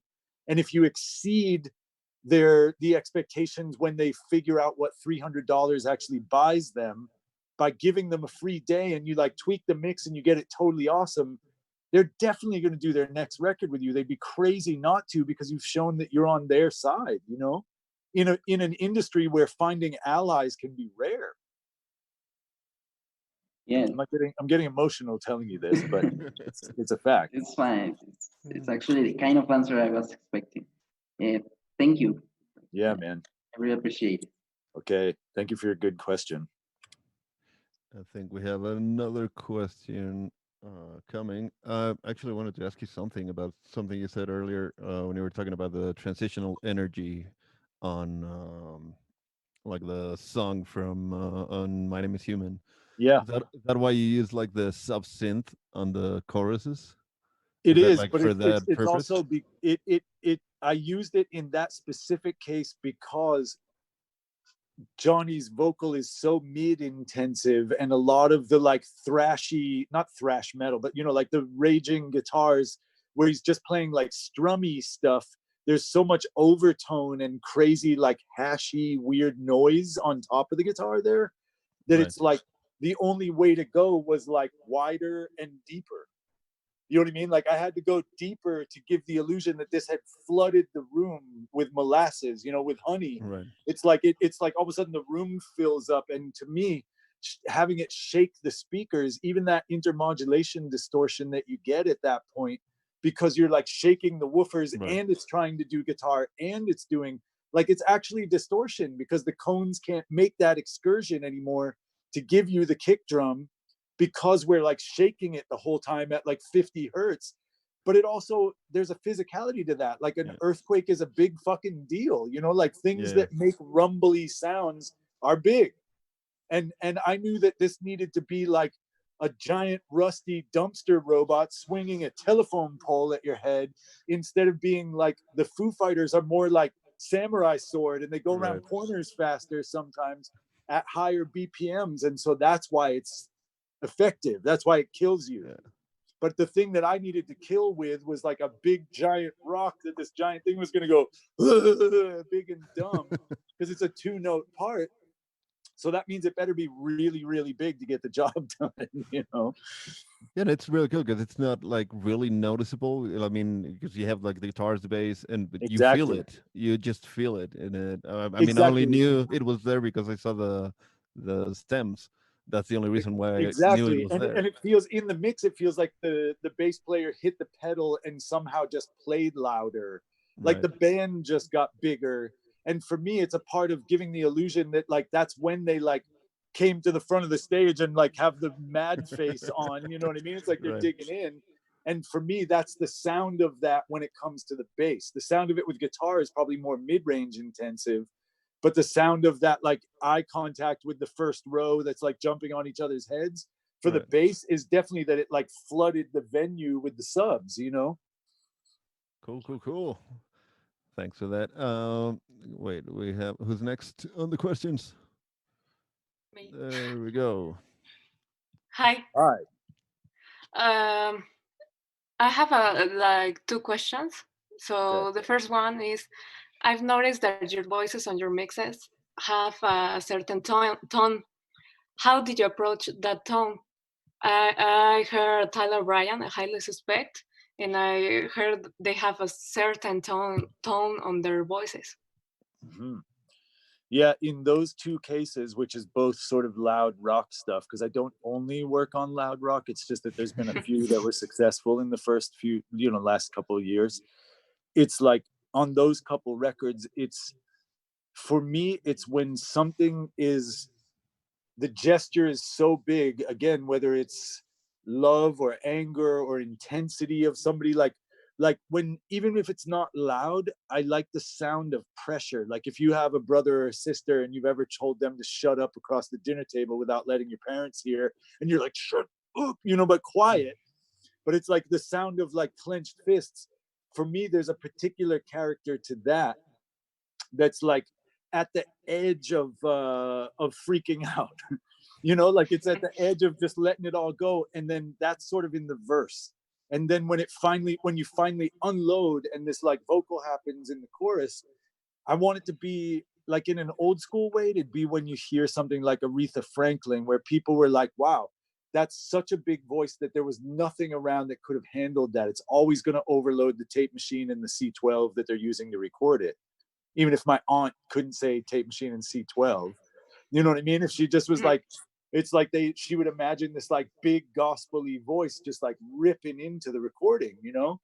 And so it gives like, when we hear distortion, it means it's louder than the thing can handle, obviously. But I mean, even as humans, when we hear distortion in the voice, it's like when somebody screamed so fucking hard that they're like, your throat gives up. It almost becomes quieter than a pure tone, because it's like you're blown out your voice. There's something about that's the way that you would talk to each other in a car with the windows rolled down and like the stereo turned all the way up, and it's like really intense in a car chase, or it's fun, or it's whatever it is, but there's still a particular pressure behind the words, right? So I'm looking for a microphone. When I put up, let's say 3 choices, sometimes it's 2 and sometimes it's 5, but let's say 3 choices of microphone. When I first recorded, Johnny is the name of the singer in Highly Suspect. When I first recorded him, and we're figuring out which one it's going to be, you know what I mean? When you go through the mic selection thing for vocals, which is like a new pair of shoes or whatever, like you got to figure out the fit, you know, it's like jeans. And so the best thing about the vocal in interpreting your capture, like the way you're recording it, the best thing about the vocal is that it's so simple to have a conversation where they're standing right next to you at the console. Then they walk out and you hear 2 doors, then you hear 2 more doors, and then they come out into view in the glass, and they're standing in the live room, and they step up in front of something like an M49, a $10,000 Neumann vintage thing, and it sounds like a microphone. And then they step up in front of the U87, and it sounds like a microphone. Then they stand in front of the 47. It sounds like them, but it sounds like a microphone. And then they stand in front of the C12, and it's what I always say is it's like we took down the glass. Like for some reason, it just seems to match up to what's important about the way he sounds to me is all of a sudden coming through the speakers like he's not in another room anymore. I just hear it the way I heard it when he was in this room. You know what I mean? Because the little like peaks and valleys in the frequency response of these like 4 different classics, the M49 was perfect for Nora, and it was horrible for Johnny. Terrible, like a nightmare.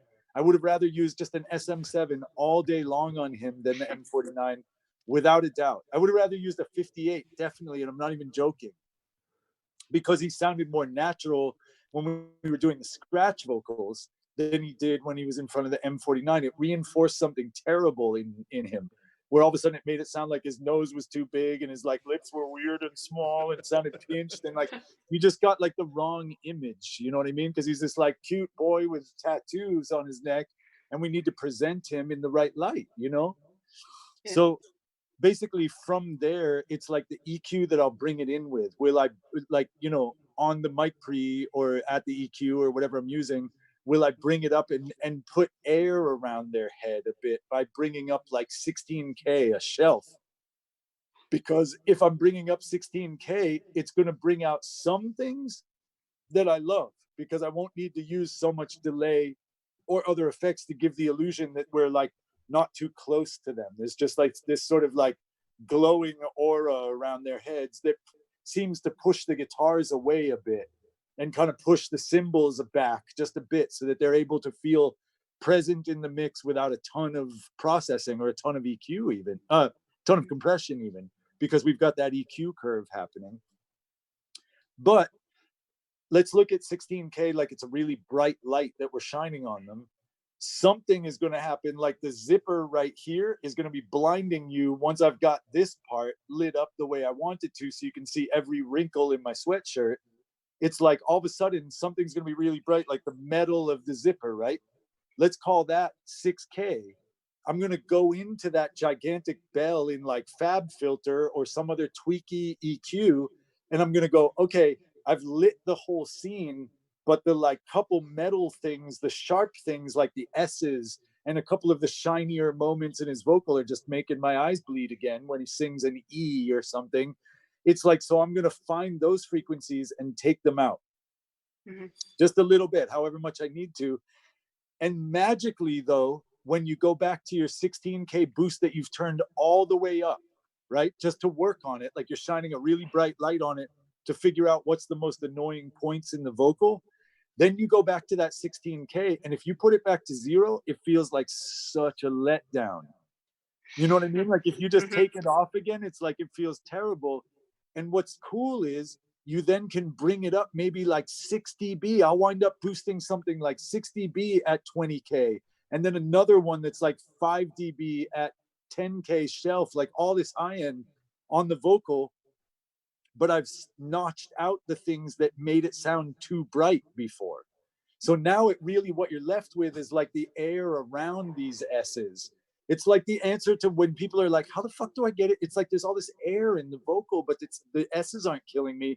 So they like blast a bunch of high end and then DS the shit out of it and compress the shit out of it and like go crazy. What it is like if you just found the one hot spot, is what they would call it if they were lighting it for a movie. If you found the one hot spot and you dodge it out, you get rid of it. You put something like a sticker on the light itself, so it's not shining right where the silverware is in the scene. It's shining on your face where we wanted it. You know what I mean?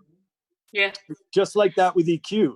So, but with those two guys specifically, that was part of the process. That's just the static EQ moves, meaning those are the moves that I made that aren't going to move in time. Then there's the dynamic moves with not just compression and a little bit of de-essing, but maybe a parallel compressor that has a completely different EQ curve where I'm then shaping the mids, right? So let's say that there's a limiter on the main channel and Johnny sounds very robust and chesty in the main vocal and there's a limiter on it, right? When he then gets loud in the chorus, there's a parallel compressor that's a lower ratio, but that has a flattering mid character. So what happens is, just like when somebody plays a cello louder and they dig in with the bow, amplitude, like the volume, amplitude equals a timbre change. It's not just the same shape has gone up or down in the mix. It's that when he got loud and it changed key, or he moved up to the 5 above, he moved to a different interval above the bass, it's like there's a new mid character that now sounds like, to me, that he's yelling it out to the city of New York, like I referenced before, even if there's maybe even slightly a more megaphone character to his voice than there was in the verse, where it's nice and fat because there's not all of this low end that I'm competing for that chest tone anymore. So it's like we get the idea that he's this like Superman character, but the Superman character finally gets upset and goes, ah! And when he says, yeah, there's more mid-range in it, and it pokes through all of those million guitars. So I'm creating a system where his dynamic allows the console or the mixer in Pro Tools to present it at the right shape at any given moment. And it's not just me automating it louder and quieter at the same shape or automating a mid-range EQ. It's having two things that are always moving together so that when he gives me the topography, meaning like the highs and the lows of like where he's getting louder and quieter in the mix and where he's getting brighter, meaning like louder and a higher register, new things are going to respond to that than we're responding to it in the verse. So it's, and all it is just maybe one different plugin over to the right in your mix window, you know what I mean? That's a parallel return that has a slightly different EQ curve, maybe less air, so that it sort of bends in and it's high passed more because it takes up too much space there, but it also just doesn't sound right. Like when people get upset, they make a different sound, like I said in the beginning, for 9 hours. And it's like, if that parallel return also maybe has like just the delay send is only on that, then what we're going to hear is that mid-range character engaging the delays more than when it's in the verse. So again, I'm not like automating and pushing around this sound that doesn't want to change. I'm making it so that the sound tells the gear what shape it should be at any point. Does that make sense to you? Yes. Yes, and part of it includes distortion for them as well, like I said. But again, that might just be a parallel thing that when they really rip into it, you don't even really hear it during the verse. I'm gesturing because my parallel returns are over there. But like, so it's like, you know, you don't even really hear it as distorted in Johnny's vocal in the verse of that. But it's the same track. Like if I opened up that session, it's one vocal track. There's not like a verse vocal and a chorus vocal. It's the same one, you know? Yes.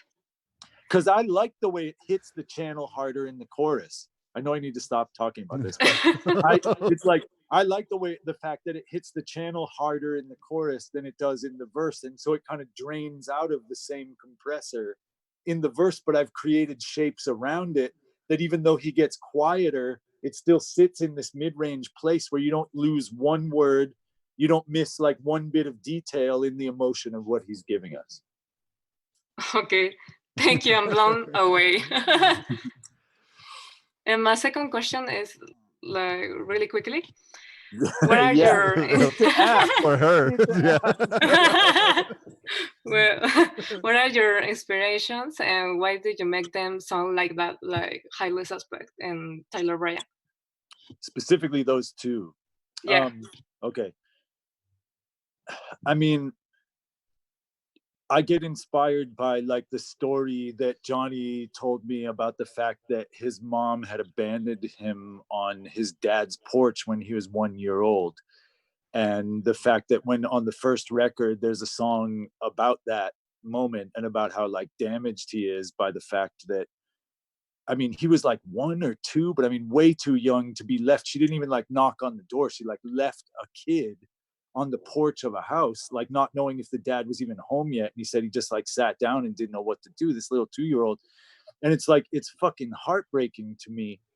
And that inspires me. And then I take that idea and I have to then look again, like I said, at what's now right in that moment at number 1 through 10 in the rock charts. And then the label says, we want these guys to be like a top 40 act. Like we're really going to give them the push because we believe in these songs. And then you go, okay. So I better get some microphones, you know, I better figure out how the fuck to do this. And, but what inspires me really, truly, again, I don't want to get too Oprah about this. What inspires me is what's unique about any given project. And it's just kind of like the grid. I'm going to take this opportunity to rant a bit. So thank you for your question. which is like, what inspires me is someone's story and their life experiences. Because for me, the best songs are someone's life experiences filtered through the lens of their talent. And so if I have my hand on, I only have my hand on the thing that brings it into focus. I can't change what's behind it and change that he was abandoned. I can't change really the way you're going to receive this message. I can only bring it into focus so that you're able to make your own decision about whether it's affecting you the way it affected me when I first heard the story. And I pull this into focus in the same ways. Like I made decisions, like I was inspired to leave things like not quantized and leave it rough around the edges, but make the sounds are as big as something that's very quantized, but leave it non-quantized. You get what I mean? Like, so all of a sudden I had gone to, it's the ruler story, Jose. I got to tell it, you know, it's like, I have a 10-year-old daughter. When she was about 7 years old, 6 or 7 years old, we had gone to an art museum, and here in New York, we have a couple of them here, right? And so we went and we looked at Monet, and then we looked at the realists. We looked at the impressionists and we looked at the realists. And she's 6 or 7, and she marveled at how it looked just like the apples on the table that they were painting when the realists did it. And then that like Van Gogh or Monet just needed glasses like that, because they were clearly like nearsighted or blind because it's all blurry and fucked up. And so basically, like, then we were going to fly to see her grandma, right? So it's just me and my daughter. And I forgot to pack, I packed everything, and I forgot to bring something for her to do on the plane, you know? So all of a sudden I'm like, oh, fuck. So I have the car stop at like this crappy little bodega on the way. And I go and I get like like a SpongeBob ruler, this little 99-cent SpongeBob ruler, some art supplies, you know what I mean? Like some crayons and a couple pencils and a pen. So then we get on the plane, we finally get up to speed here, and I can finally put down the tray table. And now here is this little girl with pigtails about to create some art. And so she has her SpongeBob ruler, and she has like her pencils and all of this stuff. And so she's starting off with the pencil, and she brings up again, like, Dad, you know, why do you like the impressionists more than the realists? She didn't use those. She was like, why do you like the blurry guys who need glasses more than the ones that look real? So why do you like the impressionists more than the realists? And I was like, here, you take this ruler, you know, this SpongeBob ruler, and you draw a line with it. And so she draws a line, and she takes her little hands and she draws the line, and then I take it and I put the ruler down next to hers and I draw this line. And I was like, you see that line? That one's worth about 99 cents to me. And this one's worth about 99 cents to me. And then I lifted up the ruler and I took the pencil again and I tried to draw as straight a line as I possibly could right next to them. And I was like, you see that one? That's every single time that I cried when I fell off my bike when I was your age. That's every time I got my heart broken in high school.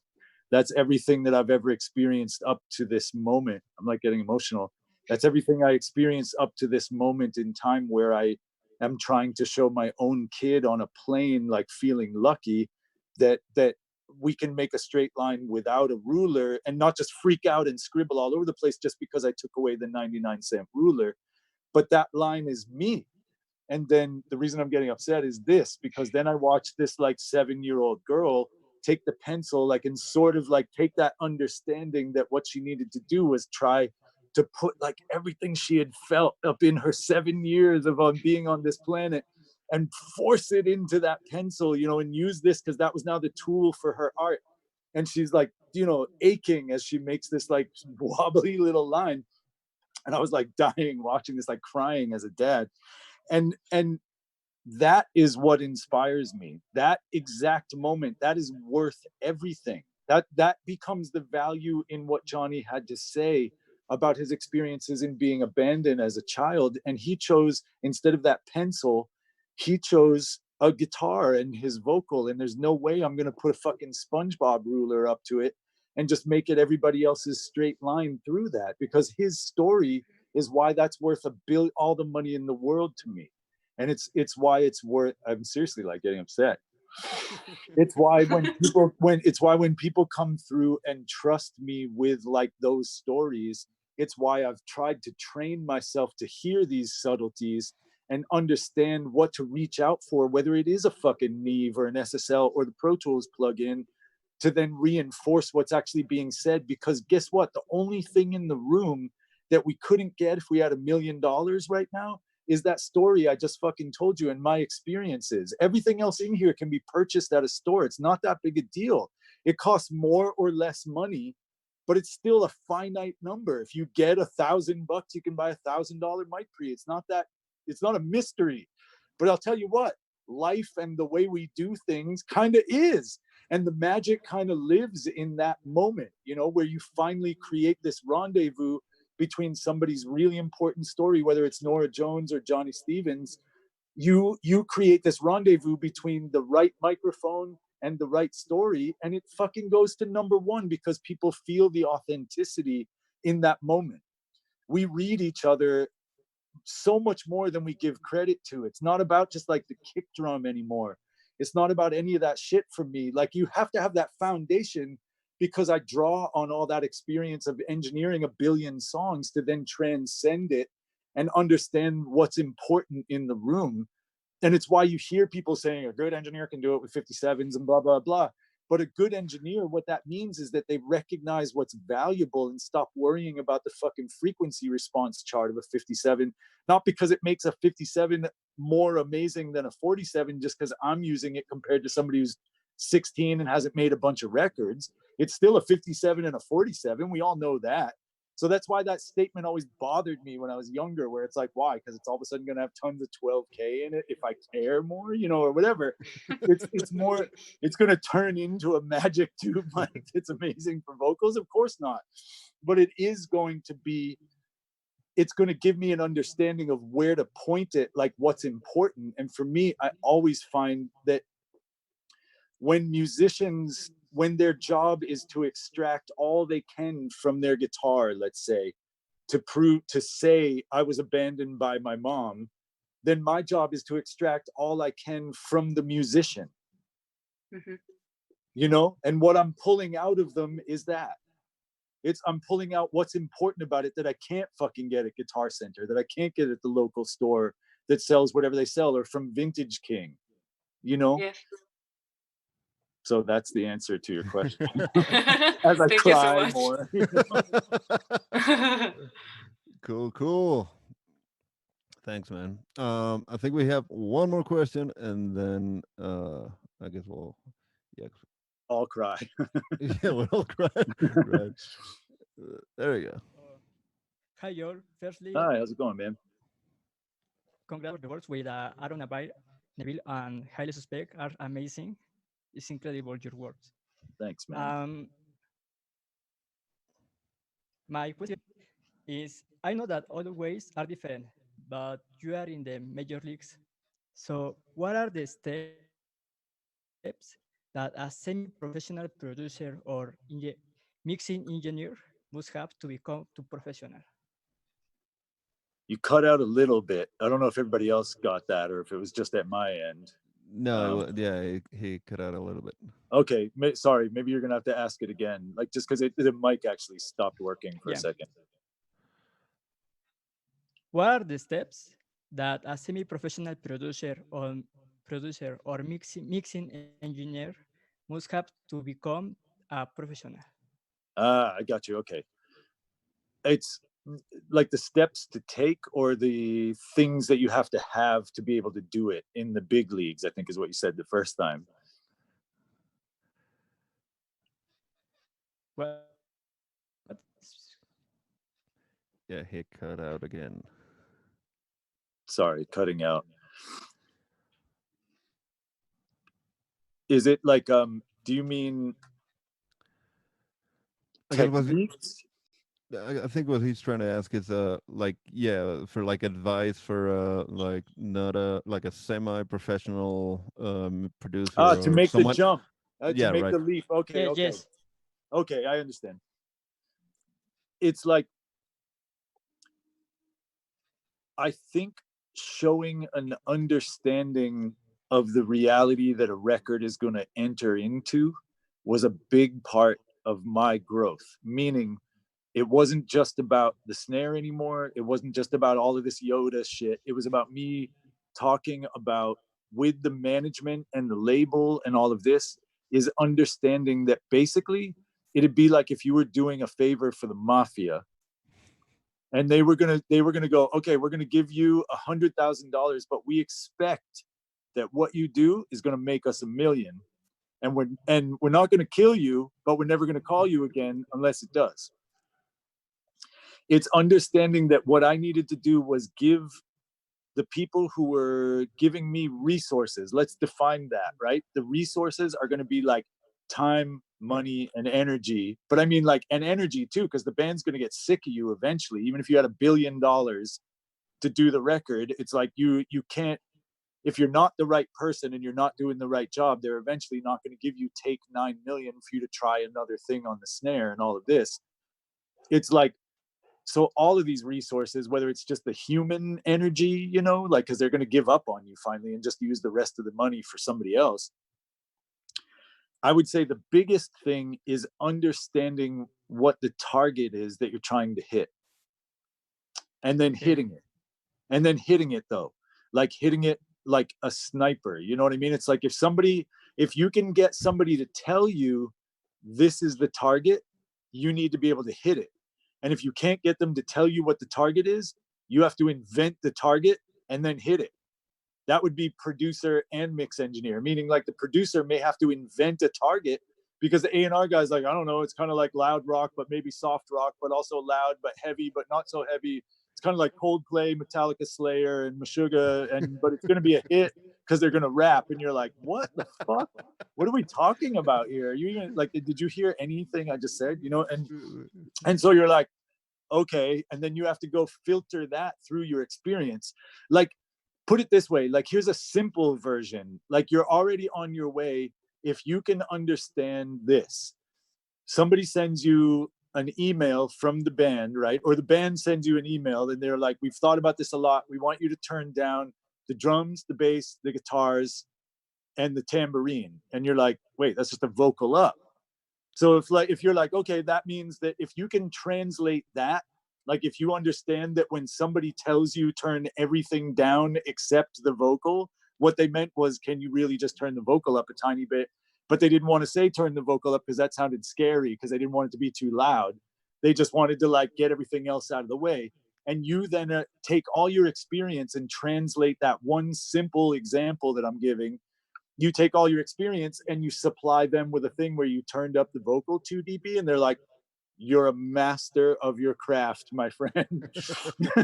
You did exactly what we asked you and it worked out perfectly. And you're like, yes, I did exactly what you asked me.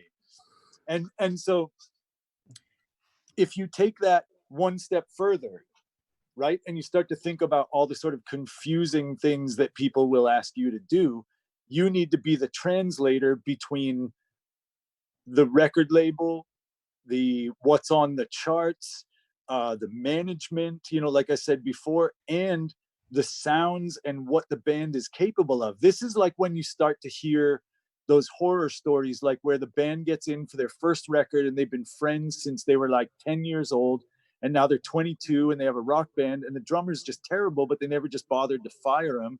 That's when you find out that like Josh Freese played on the record and then the guy does the tour again. You know what I mean? And it's like some producer had to have the horrible, horrible moment. Nobody would enjoy that unless they're a psycho, of telling 3 old friends, we got to get him out of here to deliver what's necessary for the $1 million the label wants to give you, because that's high stakes, man. $1 million is like kill people money. That's not like tell your friend it's cool, bro, we'll just smoke some weed and it'll be fine money.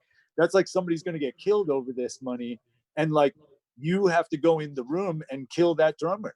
You got to go in and figure it out and figure out how to say it in a way that's respectful of their position in the world as a human being. Like all of this, it's not like it's funny in movies where they're like, you're fired, you know, or whatever, fucking Trump way, you know, whatever.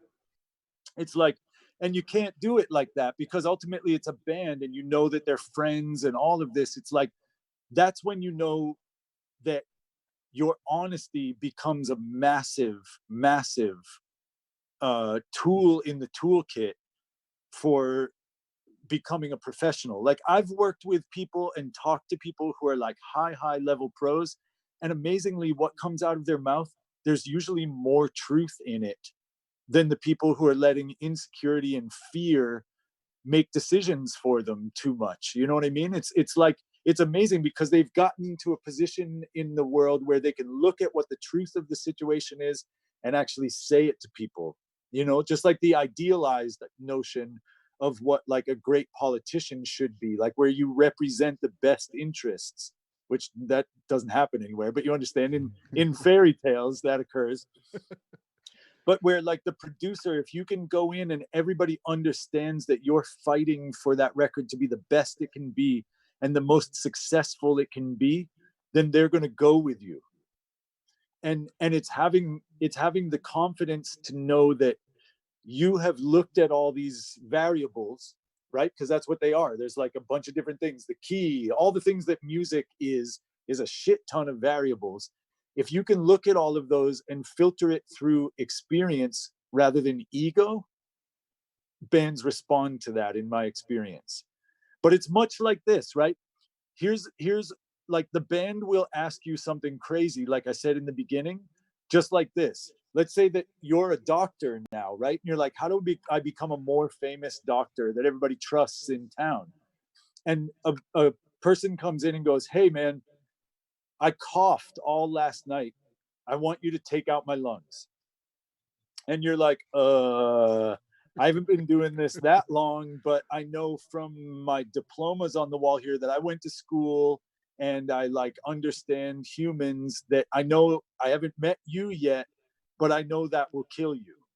Just like I know your band is like, you know, it's not Metallica and it's not this other band from in town. It's you, we know, and you're unique, and that's why it's valuable, like we said about Johnny's story. But I understand that there's certain things that will kill the project, like allowing the drummer and the bass player to argue for 6 hours while everybody's energy and the money fucking drains out of the pool.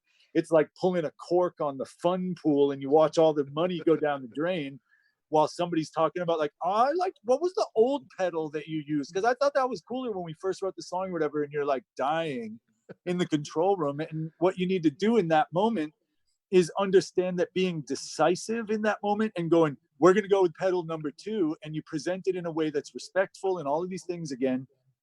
You go, dudes, the best thing we can do is use this pedal. And because we can always go back and use something else and blah, blah, blah, blah. And usually they forget all about it when they come in and you've recorded it right. They forget about this dumb little argument that started up between the rhythm section. And you've like saved 6 hours worth of resources that you're going to now be able to use to make it sound good, which is actually the damn point, instead of the like which pedal it was 5 years ago when they were on tour together in a shitty van. So learning to recognize the subtleties of when to act is exactly the same as why people become like generals instead of foot soldiers, man. I mean, it's like, that's basically what you're asking me, is like, when you start to have like your instincts be valuable because you've acted on them, and each time that you've acted on your instincts, it led somewhere better than where you were before. Meaning, again, like if they had $500, you made it sound like $1,000 was spent to make that record, and everybody hears it. It's not because you're looking to be a hero and like your drum sound made everybody go, woo. It's because you understood what it was going to take to make a successful piece of music with those 3, 4, 5 people or whatever. And when those men and women trusted you with that, even that $500 that they saved up or borrowed or did whatever they did to get it, that you delivered something that actually gave them the best shot at recouping on it. So meaning they made it back through sales or what, however the hell, you know, however they made it on shows, anything, merch. Because if you do that and then you have a track record of doing that, then that's what you lean on the next time somebody asks you what bass pedal to use. You're like, I don't know. Why don't we ask the person who's done it 7,000 times? You know what I mean? Let's ask the Grammys which bass pedal. You know, no. But you know what I'm saying? Like, let's talk to the people with respect and go, okay, let's not waste time with this, because number one, it's not important now. And number two, there's so much to do today that I'm going to actually have to say, let's start doing takes instead of arguing about the bass pedal anymore. It's amazing how, again, that the nature of this is knowing that you stopping that argument leads the band closer to the vision that the A&R guy said about getting them to the Grammys or getting them in the top 10, because you gave yourself the time to make it sound better. You see what I mean? Like, it's like understanding these connections. That's something that I've seen in every person that I looked up to. If I was looking up to like records Chad Blake made, or things Michael Brower had mixed, or things that were blah, blah, blah, blah, Mutt Lange, you know, anybody, all these guys and girls that came before us, that like, we had Jim Scott in here, who's the guy who did like Wildflowers. He did all the Santana records basically. And he did like Wildflowers for Tom Petty, like amazing sounds on that record. Rick Rubin was the producer, but Jim was the engineer. And Jim did tons of stuff. He's in the Sound City documentary with Dave Grohl, because he was like the house engineer in that Sound City shit. It's like, he said to me one day, he was like, he was working in my B room. It's a Neve room. He goes, Joel, I'll tell you what, because I told him I was going out to do a session at Shangri-La, which is Rick Rubin's studio, you know, and I felt really lucky and all of this. And I get to do a session in this like famous place that the band, you know, Bob Dylan started. It's got so much history. And he goes, you know, Joel, Shangri-La was never known for its sonic excellence, you know? And he goes, but you know what? The biggest records that you and I both love are records that were guys just like you and I in their day dealing with it. And that's absolutely what I found when I got there, was that it sounded like shit. The control room was a nightmare. Everything about it was like kind of annoying, except the fact that it was Rick Rubin's studio and all these magical records had been done there. And so you deal with it. You don't go like, this carpet sounds like shit in the drum room that sounds like fucking like the worst thing in the world through the room mics.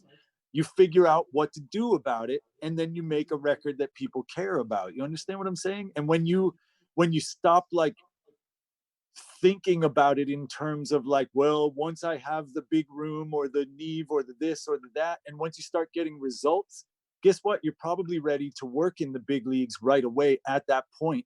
And then magically, there's an SSL or a Neve pre underneath your hand, or an API or whatever, like you imagine to be the one you wanted to work on.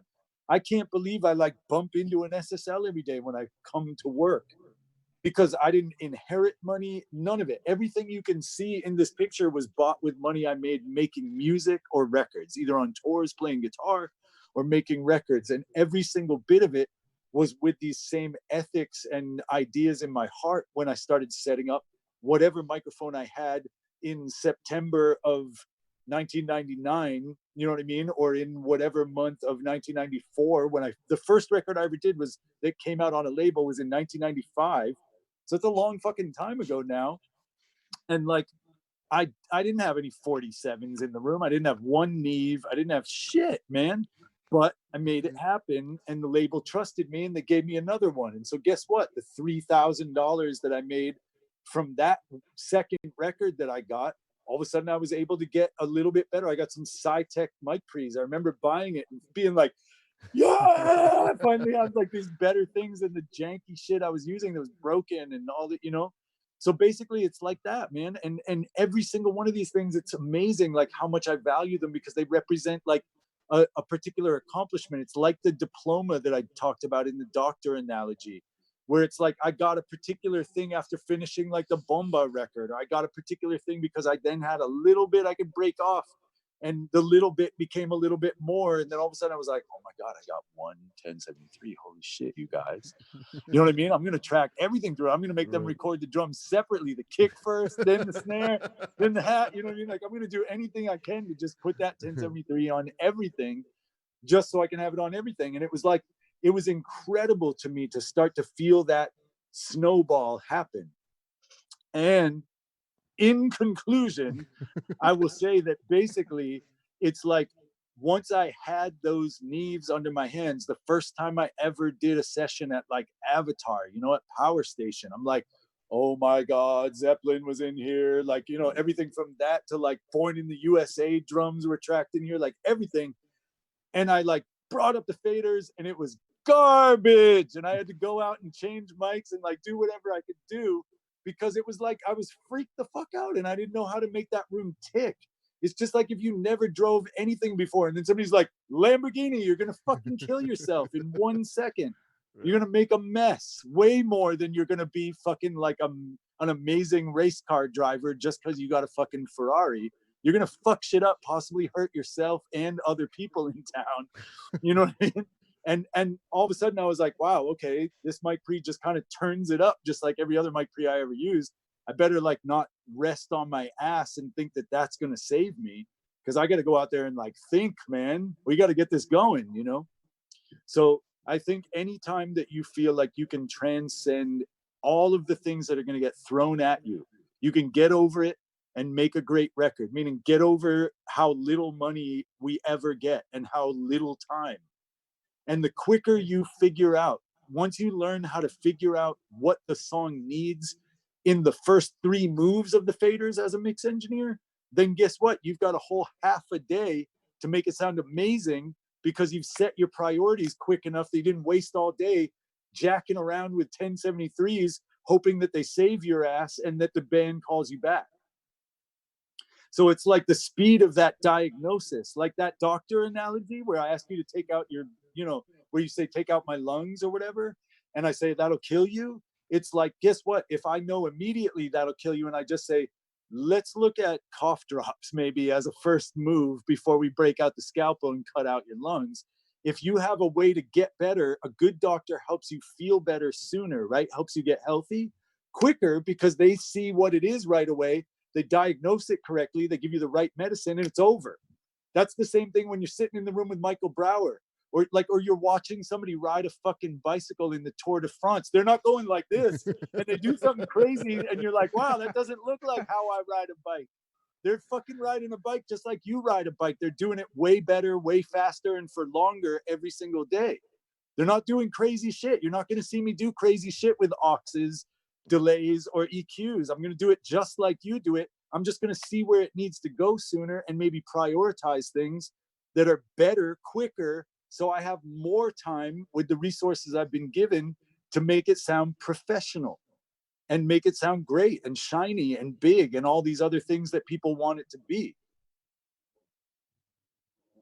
The end. Cool. Thank you. Yeah, man. Right, man. Thank you, Okay, so I guess it's about time for us to wrap it up. Really? It seems like just 20 hours has gone by. Yeah. Seems like only 24 hours I've been Right? yelling at Feel you like guys. 3 hours. But I'm gonna ask you to just remain online for a couple minutes. Of course. After we end this, and on behalf of MAP, which is a music audio and production school, and the Audio Engineering Society Puebla section, I would like to thank you for doing this. It was really awesome, man, that you took the time to do this. I'm so glad it worked. Thank you so much, Jose, for making it happen, and thank you all for coming and having, for checking out the stuff and having something to talk about. It's meaningful to me, and I hope that you would know that by now from all of my answers, that these types of contacts are what inspire me, to hear what you are hoping for, like everybody's hopes and dreams, and what's the sound of that? What's the sound of people like caring? For me, it's the records that I make. So that's what I'm the most proud of, and I'm so happy to share that with people. Well, so thank you. No, thank you again, man. Thank you.